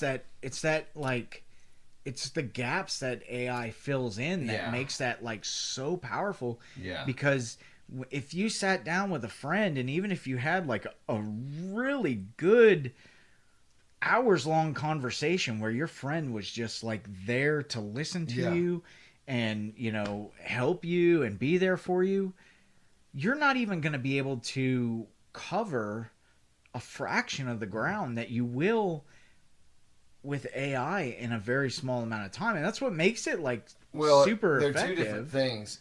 I mean, sometimes it helps just to talk about it. So if I just want to talk about my problems to a friend, they might not even have the solution, but just talking about it helps, because and they might be able to have some experiences, but they're not going to be able to get all of medical and psychological. I mean, Grok has put it all there into one thing, right? But based on your history and your conversations with it, I mean, it's just such a wild thing. And this gets me to a topic I want to talk to you about, is religion. Okay. So, did you grow up in a religious family? I did. I grew up. My mother was very, very religious, fervent. I mean, she still is. And, she's a huge influence and inspiration to me in that. Even though sometimes, like, I'm like, I don't know, I'm not the same as my mom. Yeah, certainly. And then there's my dad growing up was kind of the type of person that's like, oh, yeah, I'll go to church on Sunday, and I believe in this stuff. It wasn't until, like, later in life that, like, my dad, I think, like, connected, like, really connected with, like, God and his relationship with that. And so I would say that as a whole, like, I've definitely had that background. But I've always been a person that, from a very young age, it was like, yeah, my mom told me about this, and we go to church, multiple times a week, and they tell me this stuff. But like, at a pretty young age, I confronted all of that and said, like, well, what do I actually think about this? Yeah, because a lot of it doesn't make sense. A lot of it's confusing. It's conflicting. You're getting told you have to believe and you realize the things that you just said, oh, okay, they said this, and so I believe it. That's what they say, so I do too. And then you go, wait, have I ever actually stopped and thought about this? Right. So I know, like, when I was a teenager, my world was through my church. That's where all my friends were. I loved my youth group. Yeah. And I remember after I graduated high school, and I kind of like aged out of that church youth group. Mm-hmm. And I was there at church. My parents had divorced, and my mom had moved back to Texas. Oh, that's got to be tough on you. It was tough. tough. How old were you when they divorced? 16. 15. Oh, jeez. 15. That's got to be hard. It was tough, but like... And she moved. Yeah, she moved, and which was the part that was tough. Yeah, because, absolutely. she was kind of like, I'm moving back to Texas, so, like, we're going. And I was like, Mom, I got friends. I got a band. Like, I'm staying here with Dad, And me and my brother stayed here. My older sister, went to Texas. But ultimately it ended up, here I am. I'm 18 years old, and I'm going to church on Sunday mornings at this church that I grew up in. And just eventually at one day it just occurred to me, why are you here? Like, you're not connecting with this. Nobody's making you. You've just been doing this out of habit. Yeah. And I kind of stepped away from that. Because, one thing, I just wasn't feeling community through my church anymore. Mm-hmm. And I'm not, saying any of this to like say anything negative about the church that I was going to or anything. I just, at that point I was like, there is nothing that's actually like drawing me here and keeping me here. And so I just kind of left that, and, there wasn't a reason anymore. Right. Yeah. Right. And, for 18 years, I didn't go to church. But I always... After that, okay. Until my late 30s. But I always kept the same faith. Sure. I still believed, the same things. But every single thing that I believed, I looked it in the face. And, nowadays they call it deconstructing or whatever, I wasn't like consciously going, I'm gonna deconstruct and look at all this. Mm-hmm. It was just something I intuitively did, was like, well, what do I think about this? What do I think about this? Well, like most people that call themselves Christians believe this thing. Mm-hmm. Do I feel that way? I actually don't think that I feel that way. Right. And I don't feel like like for instance, I mean, I'll just like go with like a pretty benign, like probably no way this could offend anybody example, but like drinking alcohol. Okay. I don't drink. I've never have. Yeah. But I also like, I grew up with a mother telling me that, like, that's a no-no. Right. Drinking is, Bible tells you it's no. Right. And so I believed that.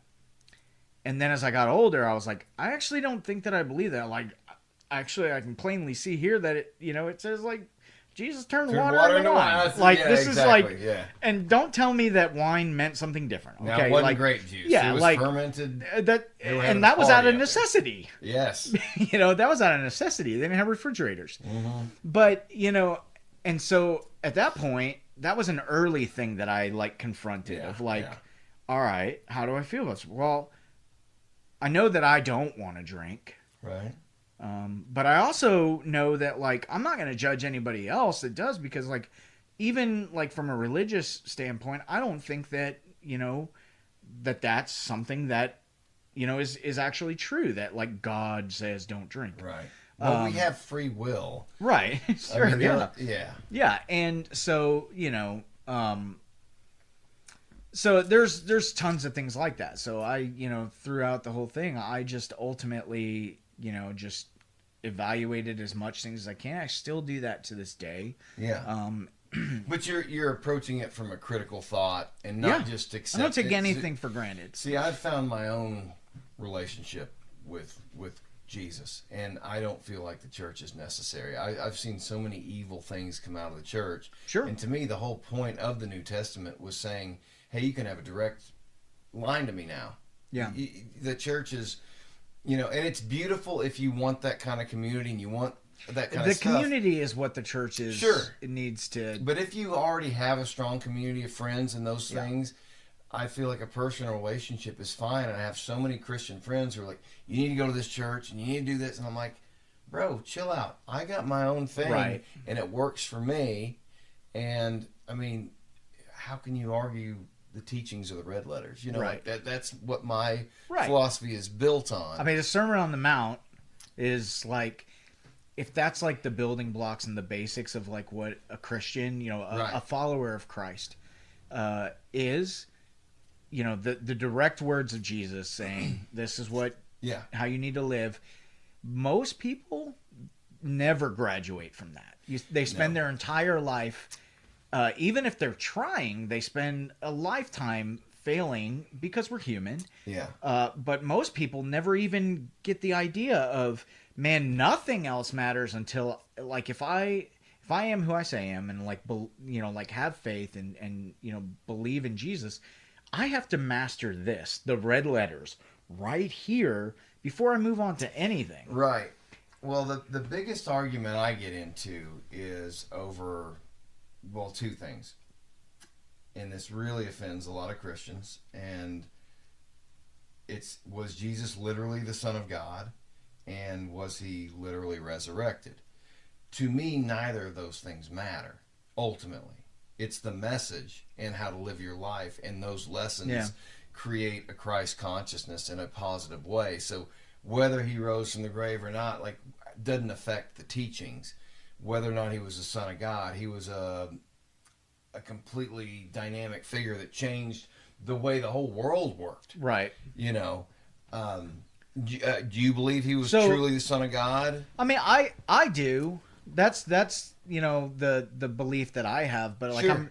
I'm super comfortable with sitting here and hearing how you feel about it and all, and my thought initially just goes to what our commonality in the way that we see things is, and and I'm thinking at the very least seems like we agree that the message that Jesus was bringing was the one that God, our creator, wanted us to hear as people, and how we needed to treat each other, because that's the main thing. I mean, Jesus said over and over throughout the texts of the Bible of just the singular first and most greatest commandment is love God and love your neighbor. Yeah. That's it.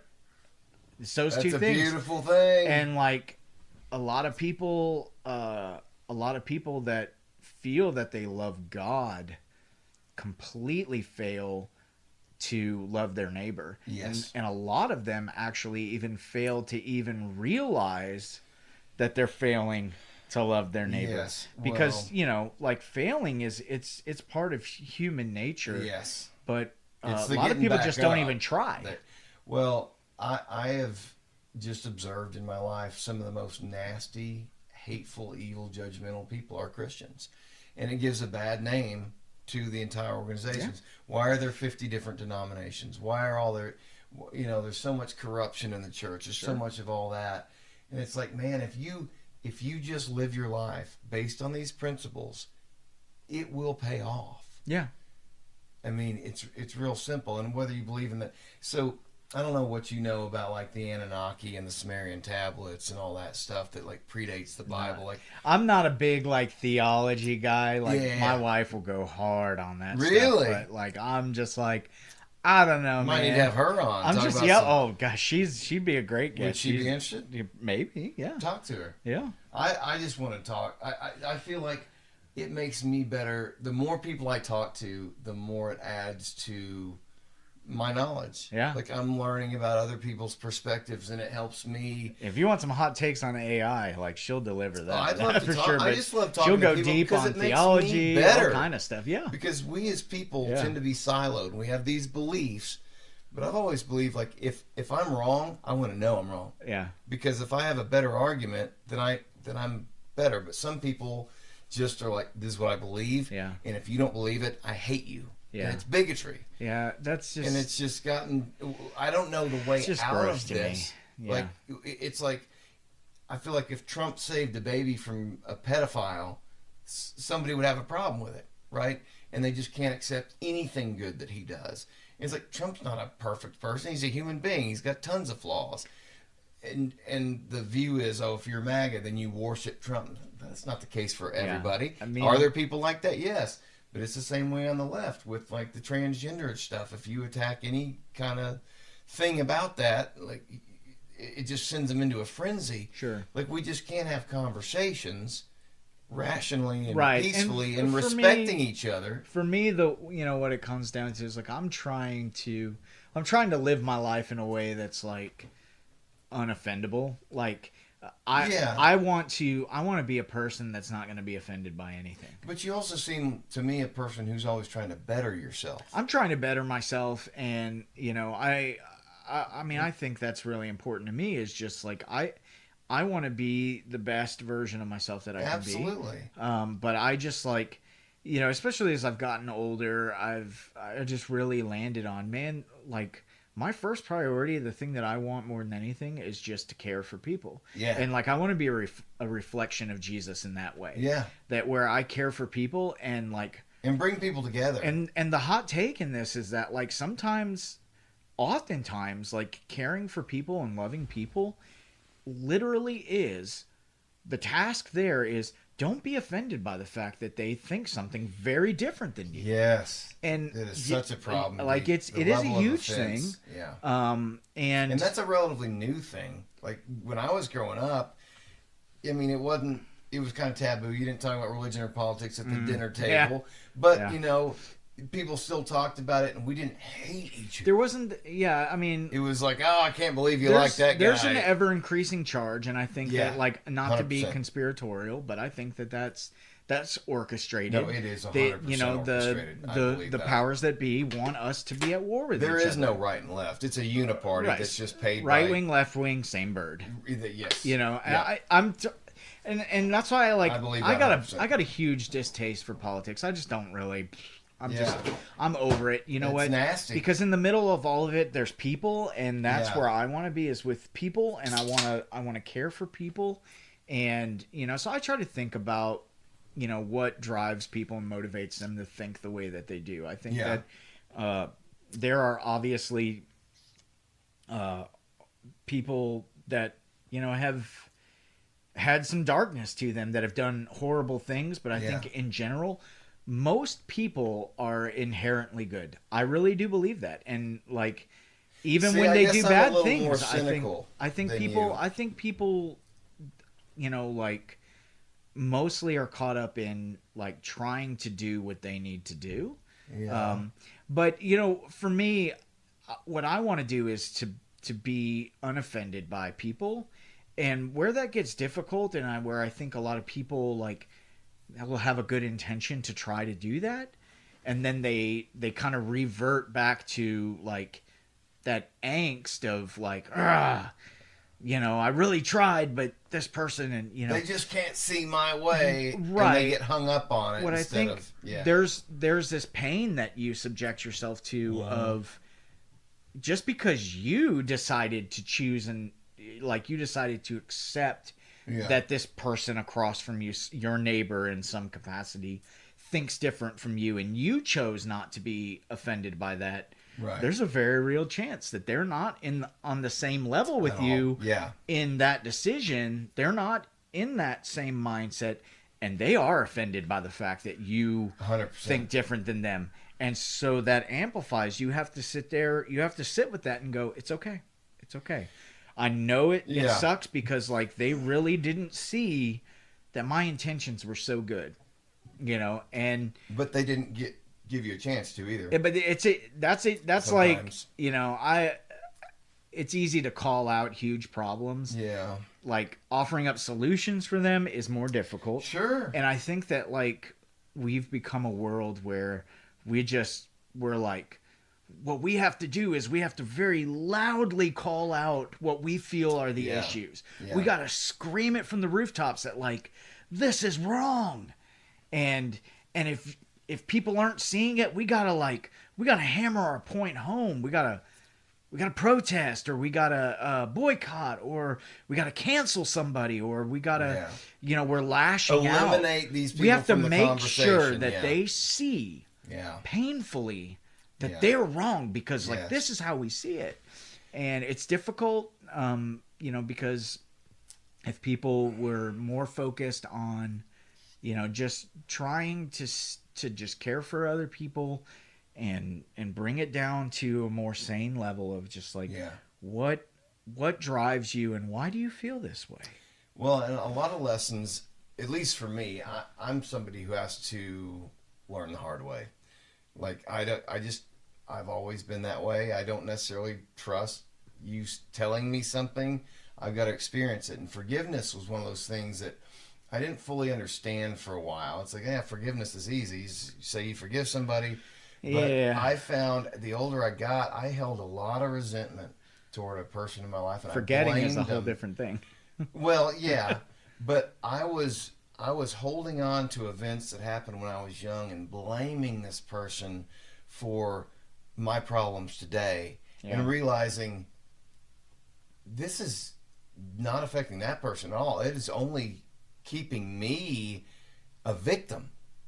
Yeah. And I'm not a victim. I have made my own choices up through this point. And if I just let that go and say, hey, this happened to me, okay, fine, but I'm now the one who's making it a problem. I'm holding on to this hate and this resentment when true forgiveness is really letting it go and like choosing to not blame someone and saying, I am responsible for my actions. Yes, this happened to me, but at this point, it's not their fault. Yeah. I have to move on. And once I realized that and actually experienced that, it changed my whole perspective on life. And it's not always going to be fair, and that's the tough part. But sometimes, like, it's not fair that you have to be responsible for something that happened to you, but you are. And if you can accept that and move on, then you got a much better chance of bouncing back. 100%.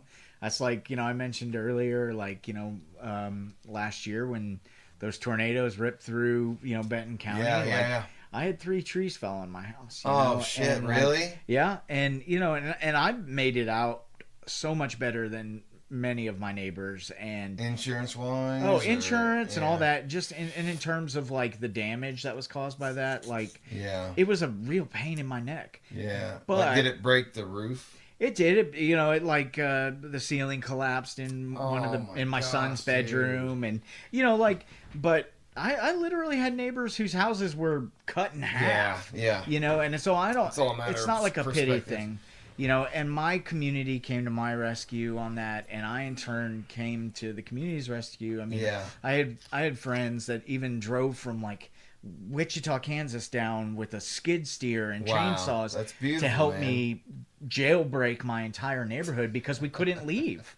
There were so many trees down, and it was a real beautiful thing. But, through that whole process, I can sit there and I can be like, victim about it and, this happened, that happened and all, or I can just say, all right, well, I'm responsible for what I do from here out.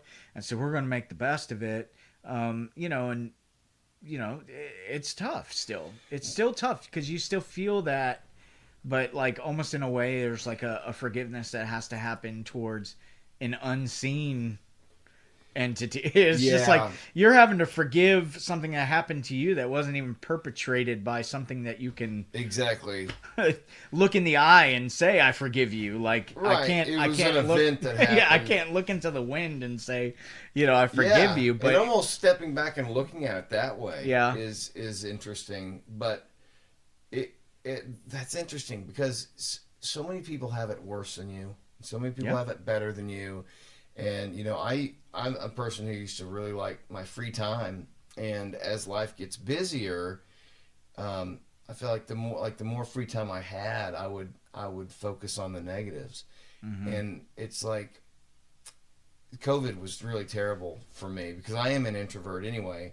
And so I love just being here alone. Yeah. But I created this cocoon around myself. I had this thing partitioned off.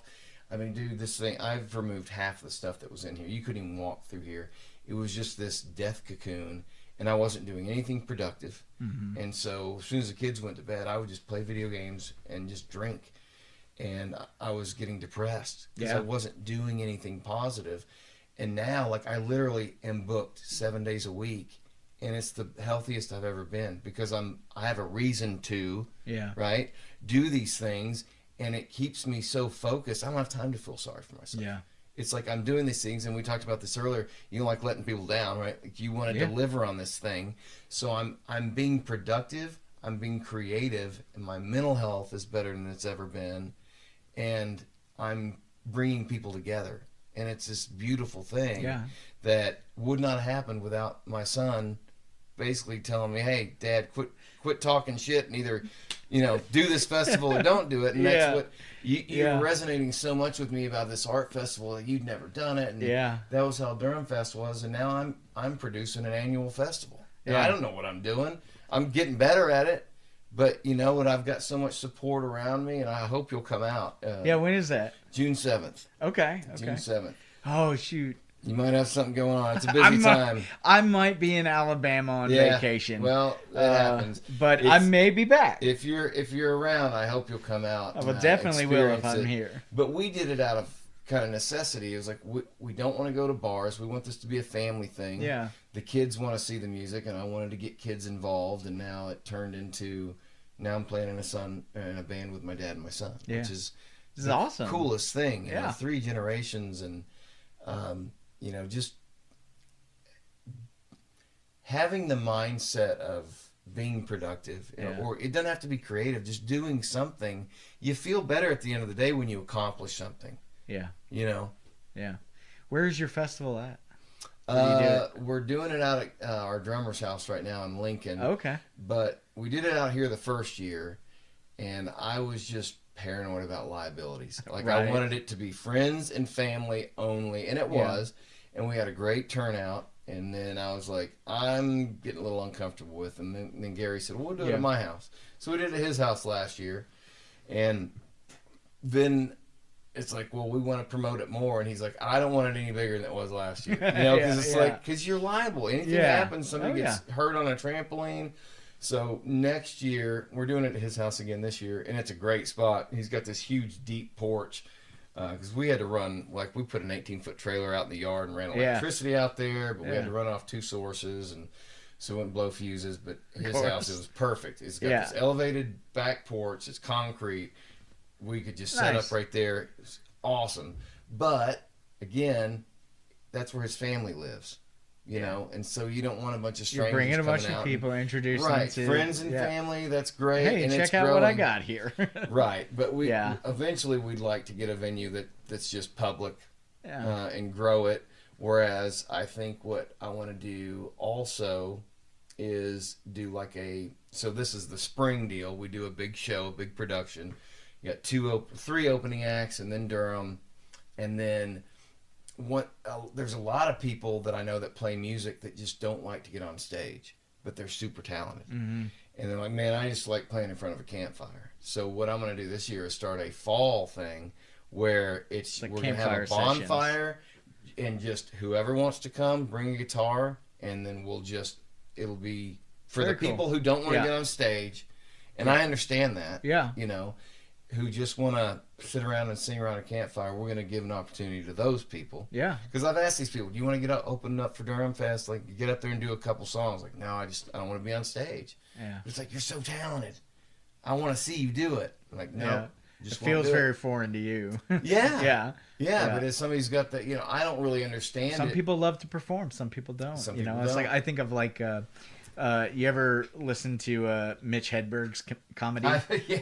This was a dude that literally hated being up in front of crowds to the point that he would put on sunglasses and turn his back on the crowd. Yeah. But his talent was undeniable, and obviously he had a passion for it. Yeah.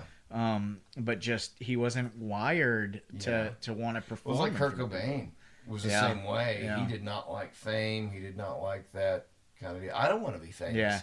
and I can see that how he Have kind you of ever like. thought about do you want to be famous? I don't care either way. Like, I mean, it's I mean, by no means am I famous or have I ever been famous, but like I've experienced, moments of notoriety. Like, I mean, Sure. like, I just think of like, it's corny, but like during COVID, I had I I had a bunch of surgeries because of just like overuse injuries from working my business, Right. hip surgery, shoulders, hands, just all kinds of stuff.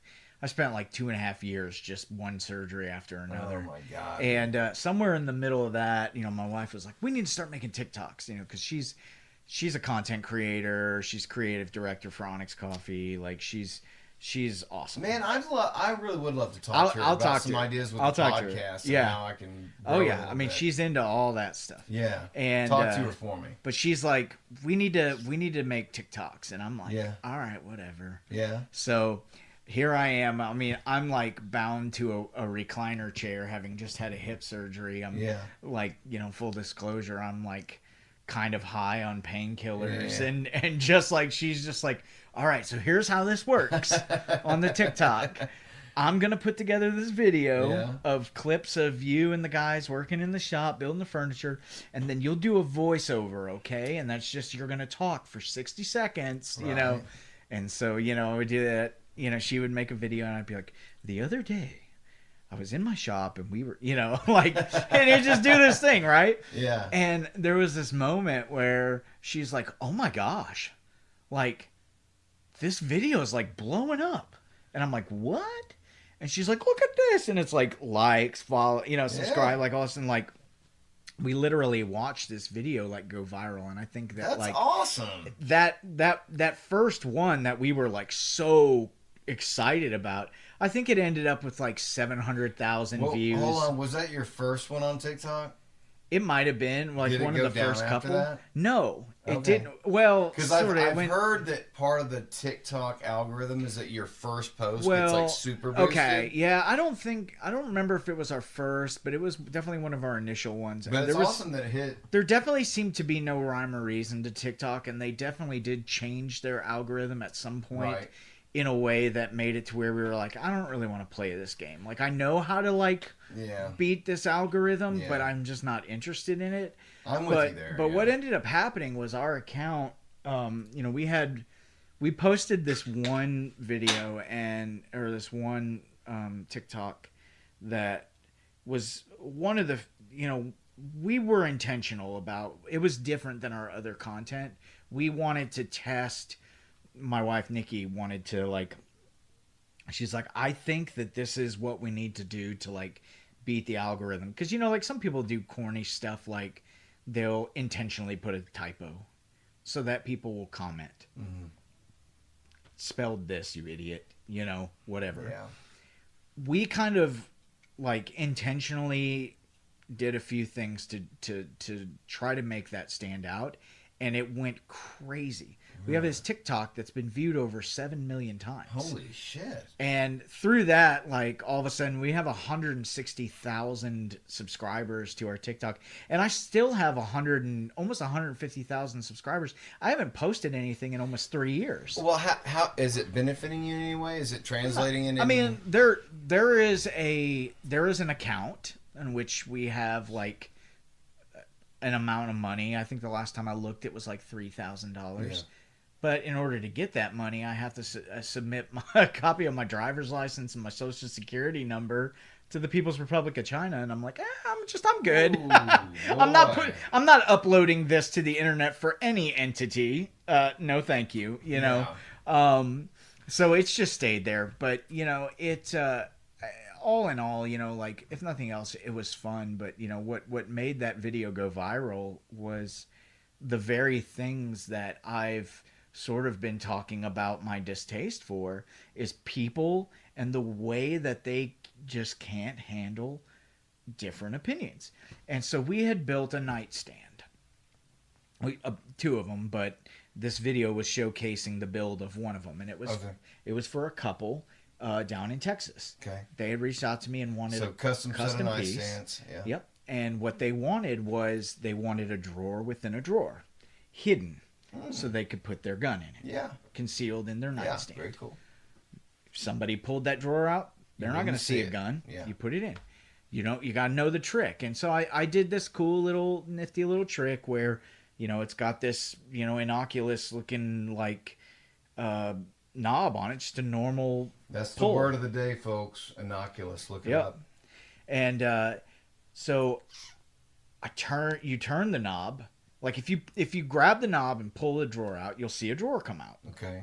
If you put it back, turn the knob and pull the drawer, a lower drawer is revealed. It comes out That's sick. beneath dude. it, That's right? like And a that's freaking puzzle box. yeah, it's a little trick. So and that's where they put their gun.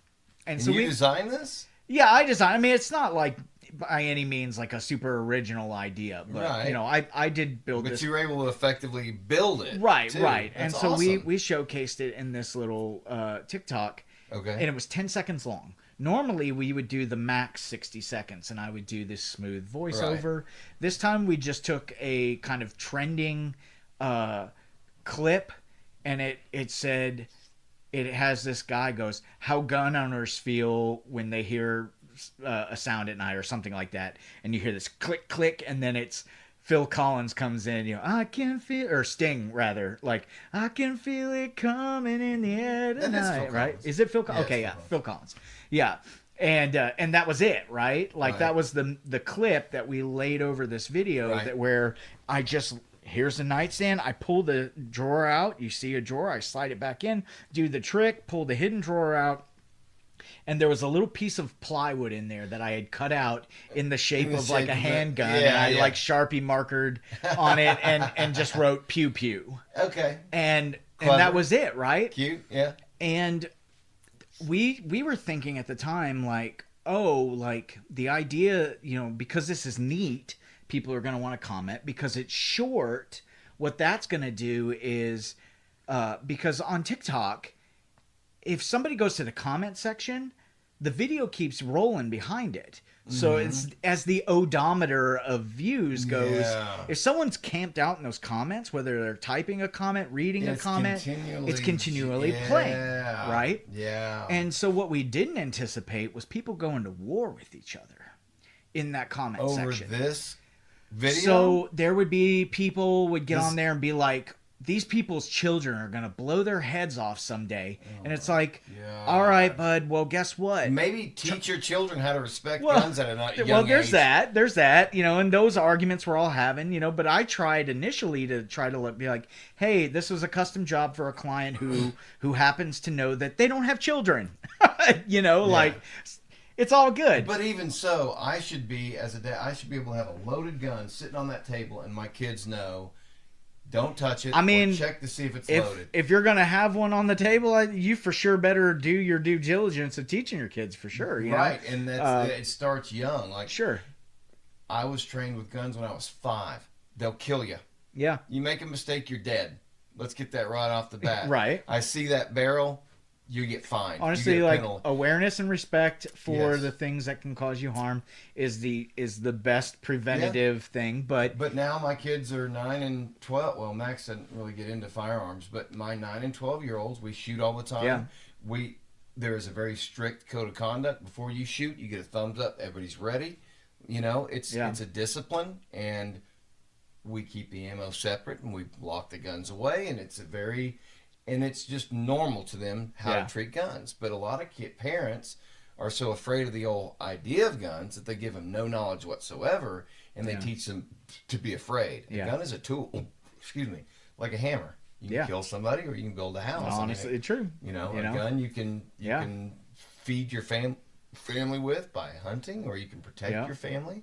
And in this TikTok, we had like people like, there were people from over in Europe that are like, this is the problem with you Americans, and then you got Americans going, F you, let's talk about, we had to save your butts in all these wars, we and our guns had to go save you. So this ad over a creative. It's just going back and forth, people gosh. just go to war, They do. and then you had like hilarious stuff too, like, you would have, women would get on there and be like, oh, that, I don't know about a gun, but that's a great place to hide snacks from my kids. Or then someone else would be like, oh, I know what I would put in there, and or, That's where Mama's dildo goes. yeah, exactly. Or like, that's where that's a great place for me to hide my, my weed, Whatever, and yeah. it's just like, which was those Cocaine drawer. that was more interesting to me Yeah, because I'm that's like, funny. that's you people finding the That's- commonality yeah, of that's this funny, thing. yeah. That was interesting to me. But But it's the negativity. it's just that all gets- that back and yeah. forth, and then the people sitting there and feasting on this, like, Yeah. I'm in this, like, and that video just keeps rolling, Man. and that's how stuff, like. But that's nastiness, dude. Yeah, I really. it can be. I It can hate be. that we're so tribal like that. It's like I've got my belief system and yours is wrong. Yeah, When and in reality, yeah, and I we think got a lot like more for in me, like what kind of made me lose my taste for trying to produce content like Yeah. that was that kind of nastiness. Yep. And it's like, even I wasn't like producing anything that like itself was espousing that. It's just, it's inherent to it because you're inviting our human nature into that, and Yeah. that's what we're bringing into it. 100%. We're gonna ruin everything with that. And so it's like, I just kind of like, it wasn't enough for me to like just be like, well, I'm not the one in there like arguing, and Right. I'm not responding to these comments. I'm just like, man, I'm wore out just from the fact that this is happening because of something I posted. Yeah, social media You know? gives me a lot of. It makes me really sad. There's so many people who are just so desperate and seeking validation that they've got to post every meal they make, everything they do, and it's Yeah. like, to me, social media again, it's a tool. It's great for promoting, and I use it for what I call immortality. The two paths to immortality, in my mind, are the way you raise your children and the things you create.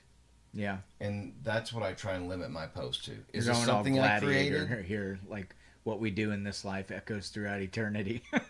Yeah, Yeah. really Yeah. though.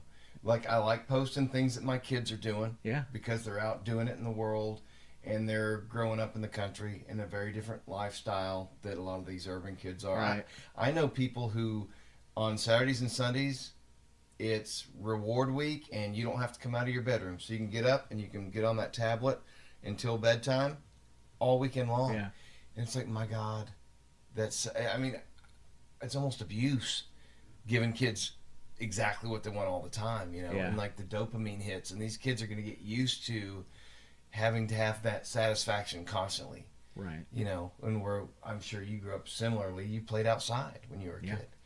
kid. No, I mean, we're the generation that, like, our parents literally had to have someone come on the TV and be like, hey, Bozo, it's 10 o'clock. Are your children in your house? And if not, do you know where they are?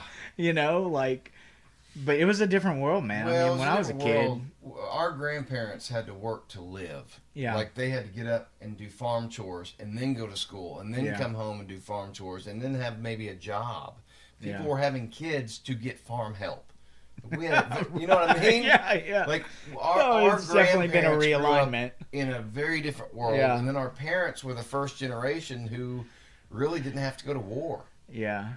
They had it pretty good, and then we had it better, and then everybody tries to make their kids have it better, but we swung way off the pendulum. There's no discipline now. There's no talk. I feel like masculinity's been under attack for a long time. I feel like we're just in a different. I definitely think that like there's an ebb and flow to everything, and I think we're definitely experiencing a cultural shift right now. Yes, we are in a and- culture war. and- yeah, and feel whatever you want. Like there's going to be mixed opinions on all of that, whether that's a good thing, whether it's a Sure. bad thing. To me, I'm just going to look at it and go, well, I'm just along for the ride. This is going to be interesting. Yeah. I try to take care of my own son and like cultivate him the way I feel like is best for him, and not go too hard on it. It is interesting to me, like I've got like a niece and nephew that are kind of like the Gen Z, Okay. and then my son is, What ages is that? well, that would be like from like born like 2000 to like 2010 ish, okay. somewhere, or maybe like 98 to 2000, somewhere around Okay. there. And right where the millennials left off. That's where the Gen Z came Right. in. And then behind them is my son's generation, which is Gen Alpha. Yeah, right. And So yeah, the one that I want to kind of close on this with, if he's bothering you, not a yeah, chance. I he's- love animals. He's obnoxious. You're like a little Ewok. Well, yesterday he was Ewok. Now he's skank rat.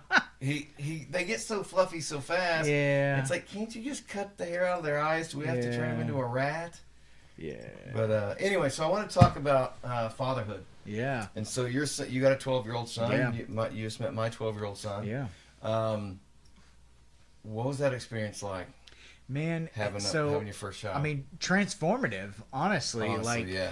I and you know, here's what's crazy about me is that, like, I honestly believe that I did not like that I wanted to live my life without ever having children. Really? You thought this? I was completely dead set on that.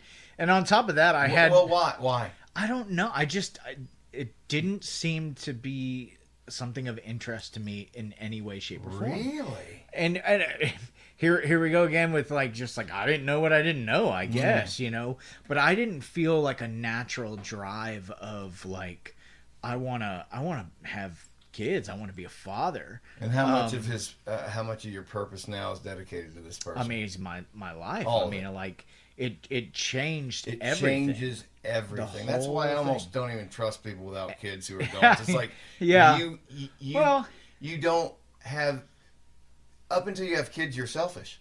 Everything is for you, or maybe a spouse. But like once you have somebody that's more important than you and that you are there to protect, it changes your whole. It definitely changes Yeah. you. And you know, for me, you know, where it kind of happened was, you know, I was married and I thought we were like on that same page, and then Yeah. at one point it came out she really wasn't, and really Yeah. felt like, you know, her purpose was being missed, and so I just kind of was like, okay, all right, well, whatever, you know, here we go.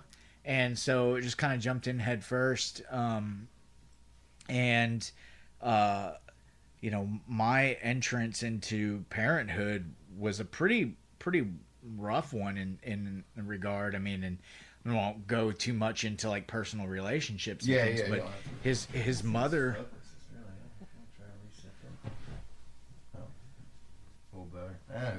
Okay. His mother and I split up when he was like 6 or 7 months old. So very early on, so he didn't have to go through like he the never trauma really of divorce or experienced anything. a world Yeah. which, you know, I've always like looked at that and gone, that's probably a good thing. Yeah. But you know, in some regards I also look back and go, that's actually not. Yeah. Because here he is down the line and feeling some of the consequences of that. Yeah. And we could have been dealing with them like all along, but we kind of thought that they wouldn't exist, but they do. Right. But that's a whole other thing, you know. But from the time that I knew that his mother was pregnant, it changed. Like as soon as I knew, all of a sudden I was like excited about it and like, this is so cool. And then also like people in my world are like, dude, that's awesome, you know, and like I'm like, yeah.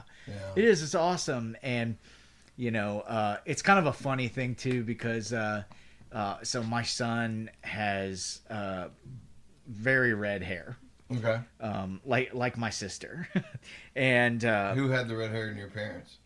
well, you know, the way that red hair works, both parents have to carry that recessive gene. Is that true? Yeah. So neither of my parents actually had red hair, but they carried that gene. And so that's why red hair is so rare. You know, both, you can't just have one parent bring I that to didn't the know gene that. pool. It has to be both. Interesting. And But it's recessive. right. Neither of my parents have red hair either.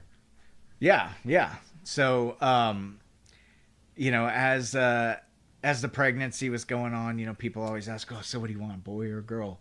And I'd always be like, you know, like the correct answer, you're supposed to say, "I don't care, just as long as it's healthy." You know, I'm gonna enjoy That's the PC and love either answer. one, right? That's the PC answer. I took my own twist on that. And I said, "I don't care, just as long as it's not a redhead." And it was just there's a lot behind that joke. Redheads, if you're listening, don't be offended. But so I took that as it was a joke. That's great. And yeah, jokes, people. When we went in for the first ultrasound, the doctor, shows us our baby and says, do you have any questions?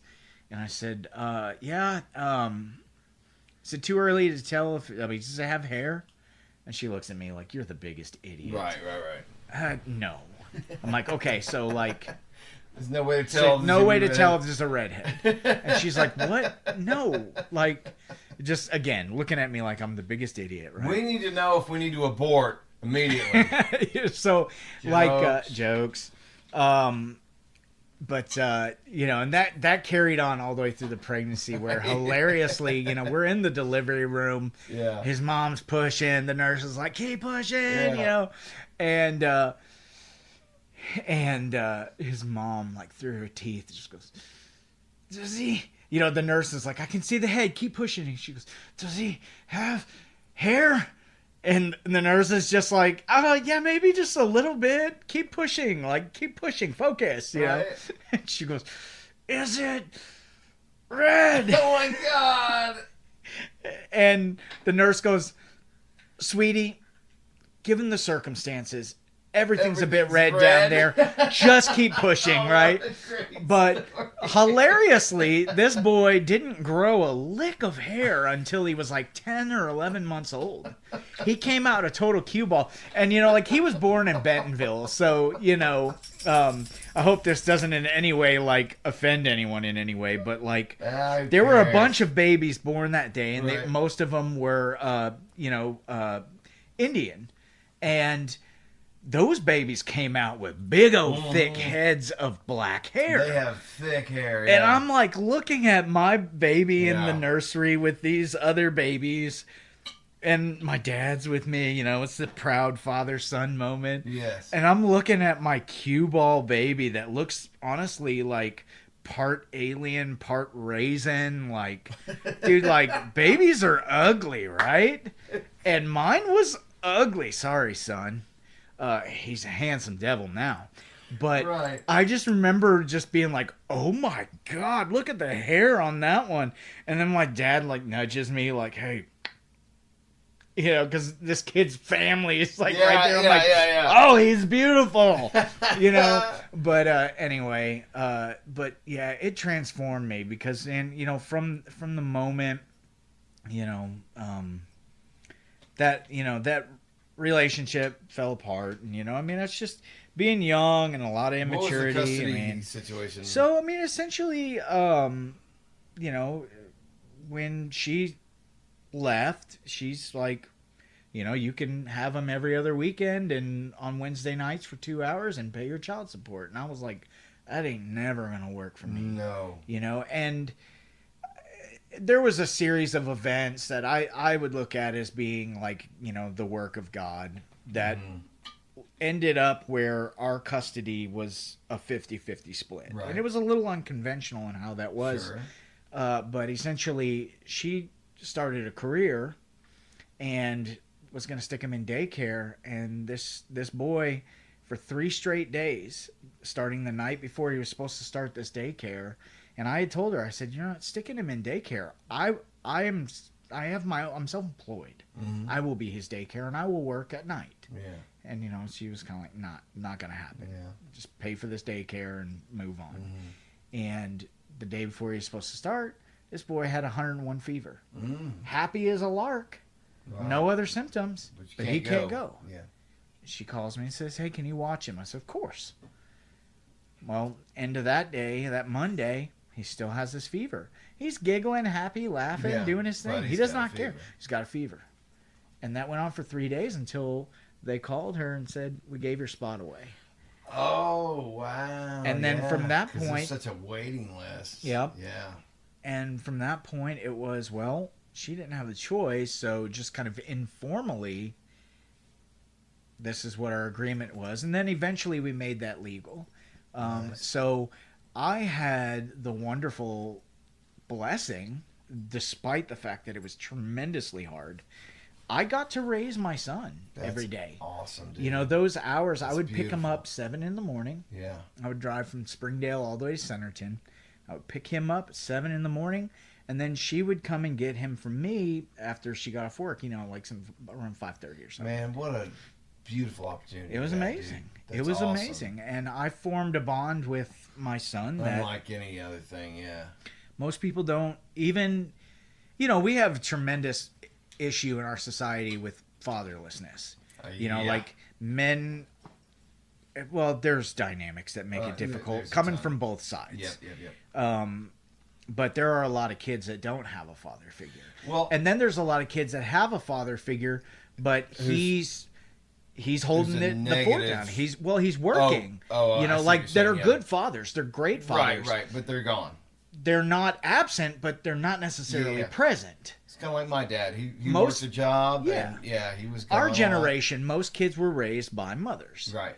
You know, and fathers worked very hard and then tried to get some time with their kids, and you know, and in the best case scenarios, you know, they were good fathers in the time that they had. Yeah. And they loved their children through provision. You know, Yes, more than yes. anything. Which is a provision love and language. being sure. Yeah, It is. like my All dad these worked things- his ass off to provide those things, for me. Yeah. you know, have always constantly evolved. Yes. You know, but I got that opportunity that not a lot of guys get, to be like almost like a stay-at-home dad. But I also still was building Yeah. my career. And he probably was able to observe some of that and learn, maybe. Yeah, he's a, you know, I mean, I'm enamored with that kid, you know, and I I'm know. sure you relate to that. Like, I absolutely I'm as do. proud a father as it gets. Yep. I think my son is a lot cooler than I think he thinks he is, and Yeah. I'm just like, dude, I wish you could see yourself the way that I see Yeah, you. yeah. You know, Where does he go to school? he goes to the Arkansas Arts Academy. Okay, yeah. cool. Yeah, so But I wanted to talk about something real quick that really bothers me. I feel like a lot of divorces happen for selfish reasons. Sometimes they can't work out, but especially when the kids are older, like probably the timing of yours was kind of perfect because he didn't know any differently. sure. But I feel like there's a lot of marriages where the parents are putting themselves above the kids and to get their needs fulfilled. It's like I could walk in and my wife be in the middle of a gangbang and I just be like, "We'll work it out. I'm not gonna," you know what I mean? Like I'm not gonna Sure. blow up the kids' lives over this. And I don't know.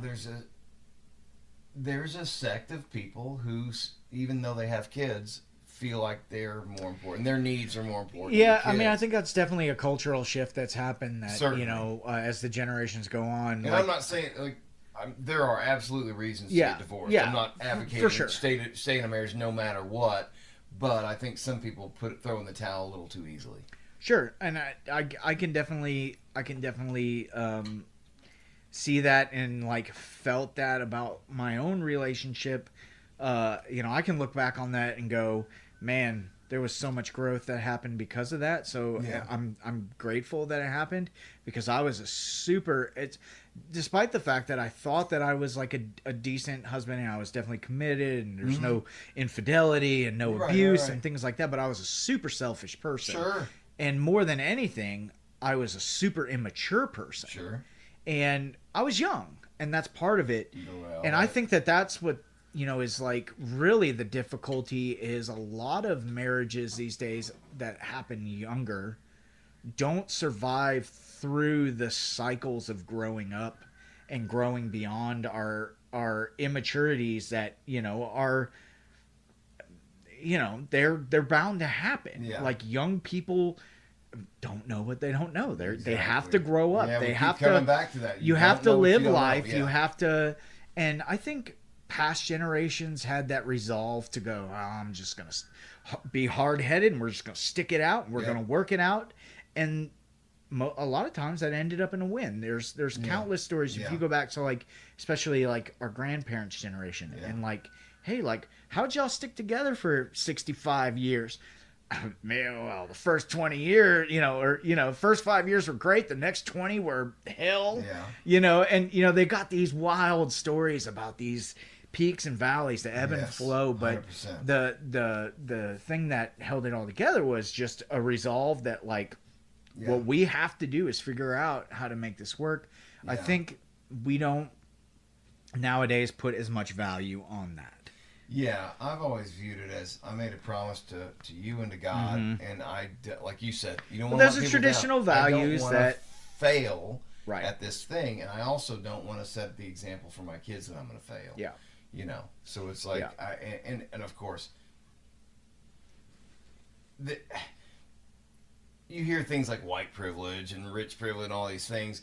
I think the greatest privilege a child can have is two loving parents. And Yeah. Now they can be step parents or whatever, but a mother and a father in the house. A rounded perspective. Yes. Yeah. I mean, I absolutely. think that's the greatest privilege a kid can have. Yeah.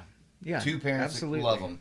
And like I said, they can be adopted parents, they can be step parents, whatever. But just two parents in the household that love that kid more than anything. That is what is going to make a kid successful. Yeah. To reinforce and their it's sad that a lot of accomplishments kids don't have that. No, it's tragic. It is. It's really tragic. It is. Yeah. And, you know, like... Because kids are insecure. They need reinforcement. They need you to tell them, hey, you're doing a good job.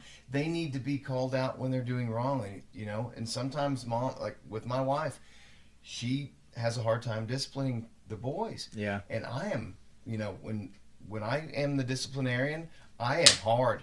It's like, this is over. Yeah. This is the line. You've crossed it. She's like, you're so hard. I on really me." struggle with that. And I'm like, I'm probably Jules, more like your wife. These boys are my sons. I needed a smack. You know, like they need to know where the line is. And it's not abusive.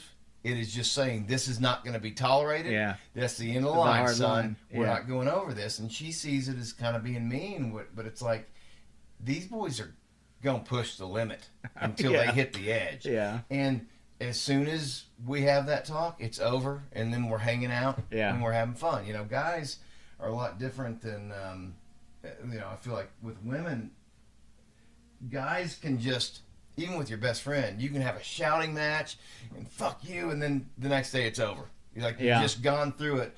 Whereas I feel like with women, they're like, there's grudges and they hold on to things sometimes. I have no idea what it would be like I got friends that are girl dads and they're like, oh, it's the best. I love it. And I'm like, I have no idea what that's like, man. I can't imagine it. Well, it's like you were talking about earlier, like, I just want it to be healthy. I prayed to God, please do not give me a girl. Because if she is born tomorrow, I got 16 more years of freedom before I'm in prison. So that is why, because I knew what a pig I was. That's all. Like, I had a buddy, Neil. He passed away. He was younger than me. He passed away from cancer recently. He had a 1-year-old daughter. Tragic story. But we were talking about our youth and what kind of pigs we were. Yeah. And he told me the story. He goes, I'd just get up in the morning and I'd go open the door and I'd go, where's the pussy at? You know? And like, I was that way too. I loved the ladies. And if I were to have a daughter, I would assume every man around them was just like me.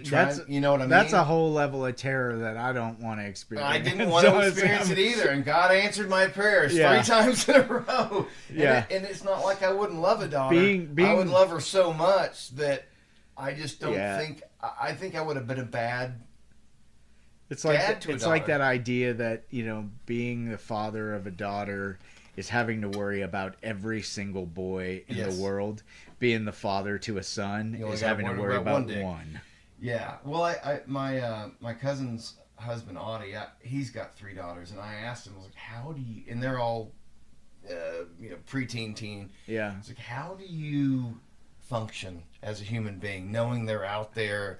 And he said... The impending doom would be Well, he had a really real. great answer. This is one of the most poignant moments of the podcast I've had yet. He goes, I looked at all the girls that I went to high school with who wouldn't put out. Like the good girls. Mm-hmm. And why? They had close relationships with their dad. Huh? They did not need male attention outside, where a lot of the girls who are loose and frivolous don't have that father figure at home. And he was like, I'm going to give my girls attention. They're going to know I love them, and we're going to have a close relationship. And so they're not going to have to seek this anywhere else. Yeah. They can get it right here.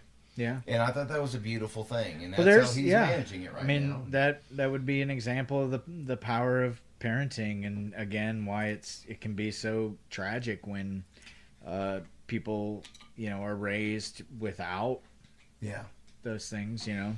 But what's also interesting is you got kids who have terrible parents that turn out great. Yeah. And you can have kids who have wonderful parents and turn out pieces of shit. Yeah. You know, it sometimes, you know, it's like we get compliments on our kids a lot, and it's like, well, we haven't gone through the teenage years. Like, this could all be luck. You know what I mean? Right. Like, I don't want to take any. Yeah. Don't jinx me. In other words. Yeah. You know. Yeah, I've been getting into those stages with my son where, you know, he'll just be like, Dad, oh my gosh, like, what even are you talking about? Oh, Dad, you're so stupid. You know, like those sorts of things. And I'm like, oh, it's coming. It's coming. You're unveiling some of his art next week, you said? Yeah. How does he feel about that? Is he excited? He's definitely excited, but he's like a really he's an interesting cat, my son is. Oh yeah. He's like type of kid that, like, type of personality, like, he doesn't want anyone, if you suggest, like, hey, you should do this, he'll never do it. I'm that way too. What's his name again? Simon. Okay, yeah. Yep. And if you, like, be like, hey, dude, like, you should you know, take a class on, you know, drawing, he's gonna be like, no. I was the same way. I'm gonna If teach somebody myself. tried to push me in any direction, I would just go to the opposite. He loves reading. Yeah. I would buy him books, and I'm like, oh, you'll love this book. Yeah. He's like, no, not gonna read it. Really? And I'm like, dude, what? What's his mom's still around? Mm-hmm. So still is he close with her too, or No, I mean, is it mostly he lives with you, right? we Or is he split still time. split. Okay. Yeah, and you know they his relationship with his mom is it definitely. I mean, I can definitely say like I had. Well, that. you don't have to share it. I mean, it's Yeah, I personal mean, stuff. like I You don't want have to get like too deep Yeah, into don't get that, too deep. But like, but you know that's kind of like honestly a spot we're in right now is like me like continuing to remind him like, bud, even if things are challenging, like your mom is a very important person in your life. absolutely. You know? So yeah, mothers. I try to. I've irreplaceable. always tried to do everything I can to foster a good relationship with him. But there's like, you know, in his other household, it's a whole other set of dynamics. There's that's a stepchildren. There's like Yeah. it's just a whole other That's world. tough on kids because It they is. have two different homes. He with bounces two different around standards. a lot. He bounces around a lot. Yeah, and what might and be there's okay just- over here yeah. isn't tolerated here, and so it's kind of confusing. I can see that. But for sure. you know, in terms of his art, like he does this really cool stuff that like you so know he's got talent. Oh, he definitely does. He definitely does. And, you know, he'll draw this stuff that I'm just looking at and I'm just like, dude, how does your brain even work? Like, how did you come up with this? But as like, an artist, you can appreciate. I What he's doing I more love than, it. I love it. Appreciate it. Like, and he reveals a lot about like the things that he doesn't verbally articulate to us. Yeah.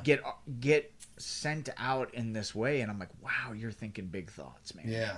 Like you are chewing and wrestling on some big stuff. How proud does that make you, though? Oh, it makes me You can't even tremendously put it proud. in Like, words. and it's like it's also like I just kind of like feel this awe about it of like, Yeah. wow, like yeah, absolutely. I'm just seeing that carrying out through him, you know, like, you know, and again, like I just want to like cultivate that in him, but Yeah. also Yeah, like you're knowing, doing it. Yes, and You're but giving it's him an tricky opportunity. because Yeah, yeah, sure. it's tricky because he wants to, you know, freaking Fleetwood Mac go his own way, man. You know, like he But- does not want anyone like, you know, I get it, but you're doing the best job you Yeah. can as a dad. You probably still haven't gotten your parenting handbook in the mail. I'm no, guessing. No, I I'm still still haven't waiting gotten on mine that mess. Yeah. Yeah. It's a beautiful thing, though. I mean, I just hear the passion of you It's- talking about it. It's been, you know, obviously like my greatest hardship, but far and away my greatest joy. yeah, Just absolutely. being a father to my son. I'm very, very passionate about it. I, you know, love that kid with all my heart, and I just think like everything he does is just the coolest thing. You know, well, not everything, but Well, I you know, know. Well- I just think his makeup is so cool to me. Like the Yeah, things that he yeah. does and stuff. I'm just like, dude. We you're were talking just- about, like, I'm his biggest fan. You know. You're talking about seeing his artwork and you're appreciating it as an artist, Yeah. right? And so, like, I'm a guitar player, but my favorite instrument's the drums. Like, I love the way drums can change the dynamic of a song.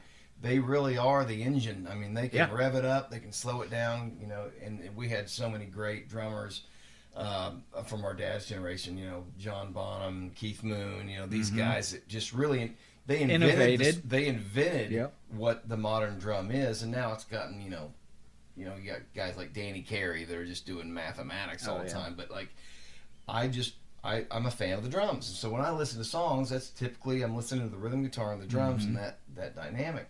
And so as Walt's been playing, and I've been encouraging him, I'm like, hey, learn an album. Go pick out an album. I'll give you some suggestions. You don't have to get it perfect, but just play through it. You know, Zeppelin 2, play through it. Just feel it. And so I'm trying to get him expanded on a lot of stuff. And then I see him applying it in his own, like when we're doing original stuff.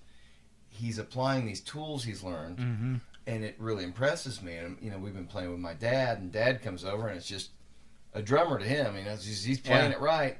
But I'm like, Dad, did you notice what he's doing on the ride on this? He's doing this 4 count and then this ding, and Walter would play it, and Dad's like, yeah, I didn't even notice that. I'm not even thinking about it. But like, yeah, that's super sick. Yeah. But as a dad who's an artist, I can appreciate what he's doing. And encourage or say, you know, hey, this might not fit the song. You know, let's try something else. But it's a collaborative thing. Do you guys collaborate on art at all? Like, do you talk a little bit? So we used to do this cool thing. We haven't done it in a while, but so my son, like, one of the things he does. I mean, like I think I mentioned earlier, I'm like real big into like horror movies and like I love like Stephen King, like and you know, stuff like that. Have you read The Dark Tower? Yeah. Let's talk about that in a minute. Go on. But I've read some of it. I haven't actually read the whole. You haven't finished. Okay. Yeah. So maybe we'll save that one for another day. We'll save it for next time.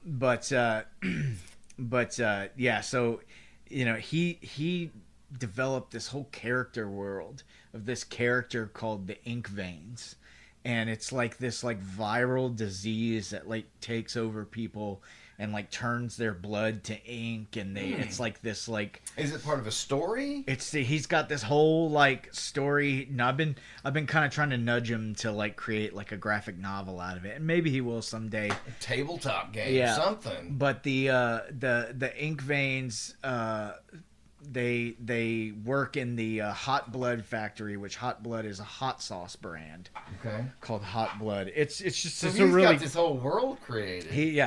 It's really cool. But That's for awesome. a while there, you know, we would always read at night. Like, you know, I would read to him as he's going to bed, and as he got older, and you've probably experienced this.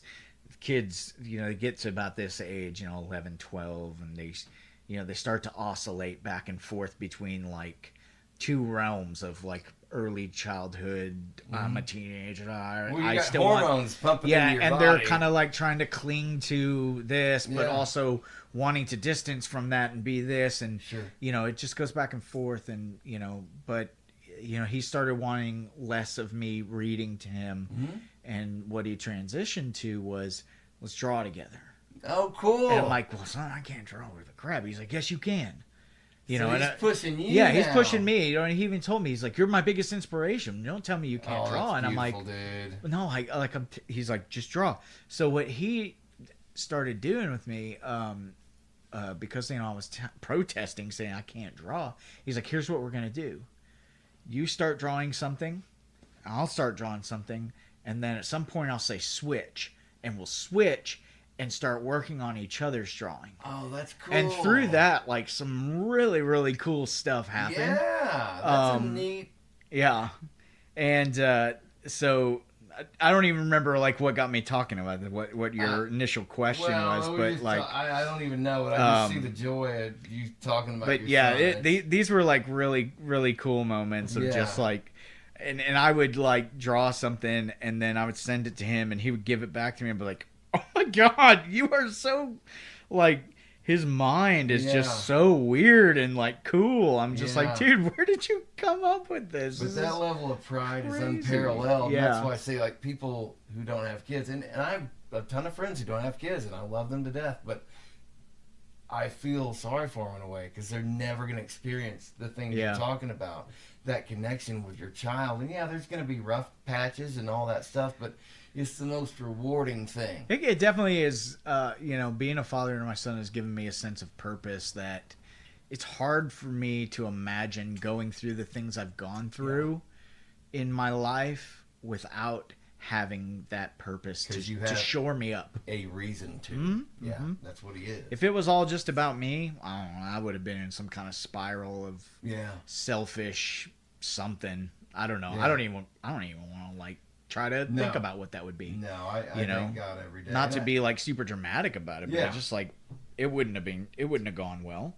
No.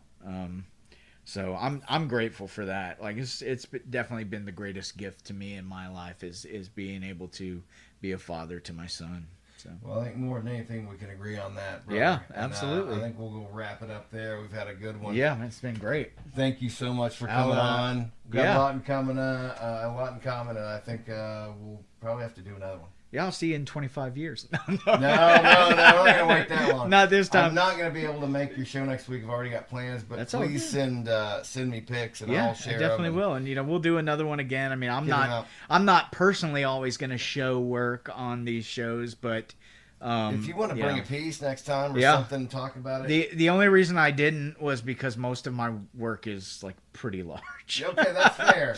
And I will post this, but 2nd Street Studios, 219 North 2nd Street, Rogers, from 6 to 9, next Saturday, the 29th. Yes, sir. Your art show. Yep. You're going to have your work and a couple other, you said? Yep, 2 other artists and as well as my son. So 4 artists total. 4 total. Yep. This is the first time your son's displayed his Yep. art. So this is your Durham Fest. Like, this is your getting your son into it. Yeah. And that's beautiful, dude. Yep. I love it, man. I'm Check stoked it about out. And of course, it's a free event, and also it's definitely something that you do not have to find a babysitter for your kids. Bring your kids. Bring the kids. That's beautiful. Bring kids. Bring your baby. I don't. Yeah. We really don't care. This is a community thing. It's not stuffy. It's not pretentious. It's all about community and art, and that's all. That's all it is. It's But bring your checkbook. Just about bringing. Hey, I would love nothing more than to see the artist in this show sell some work. Yeah. We've been fortunate that both shows that we've had in this series, at least one artist has sold a piece. Nice. Which is great because I would love to see people supporting our artists that are locally based here. Are you planning on doing more of these? I'm going to do it probably at a frequency of bi-monthly, like every other month. Really? Okay. Yeah, that's what we're going to try to do. We kind of, we started in the summer and then we were going to do another one, but it's like, Thanksgiving's right around the corner and then Christmas. And then, we ended up not getting that back around until February, but then, we got this one March 29th, and then we'll probably do one like early to mid-May, So what would be cool is to do like a podcast or like who is it that does the video production? I wonder if could you do a documentary on this thing and just film the process? Yeah, we actually did like the first and show, post that. The first show that we did, because the studio, 2nd Street Studio, is something that it's basically a creative studio that has been built by Onyx. Yeah. And they have a huge LED wall, and there's like a 20-foot by 12-foot LED wall. Right on. And so we actually filmed a video of each artist just kind of talking about their work and stuff like that. And then we put a seating area in front of that LED screen and put that video on there, and they very craftily sized the video to where it was like each artist talking was sitting there with you. That's neat. Talking. So it was a really cool element to it. And so like we're trying to do some of those things too, like things external to just like the physical pieces of artwork. We want to try to add those video arts and even maybe have musicians at some point. So Well, I feel a lot of commonality with you. We're both starting kind of new chapters. We're doing it with our kids. We're being creative, and it's so fulfilling. Yeah, man. Live life, man. Live your life. You get to do it once. It's so never I mean, just too late. Yeah. It's never too late Yeah. if you're thinking about doing that passion and you want to do it. Go all in. 100%. Yeah, and 100%. let's do it again, man. We That's will, good. brother. All right. Am I taking this guy home with me, You can or? have that dog. I'll get murdered by my wife. Oh.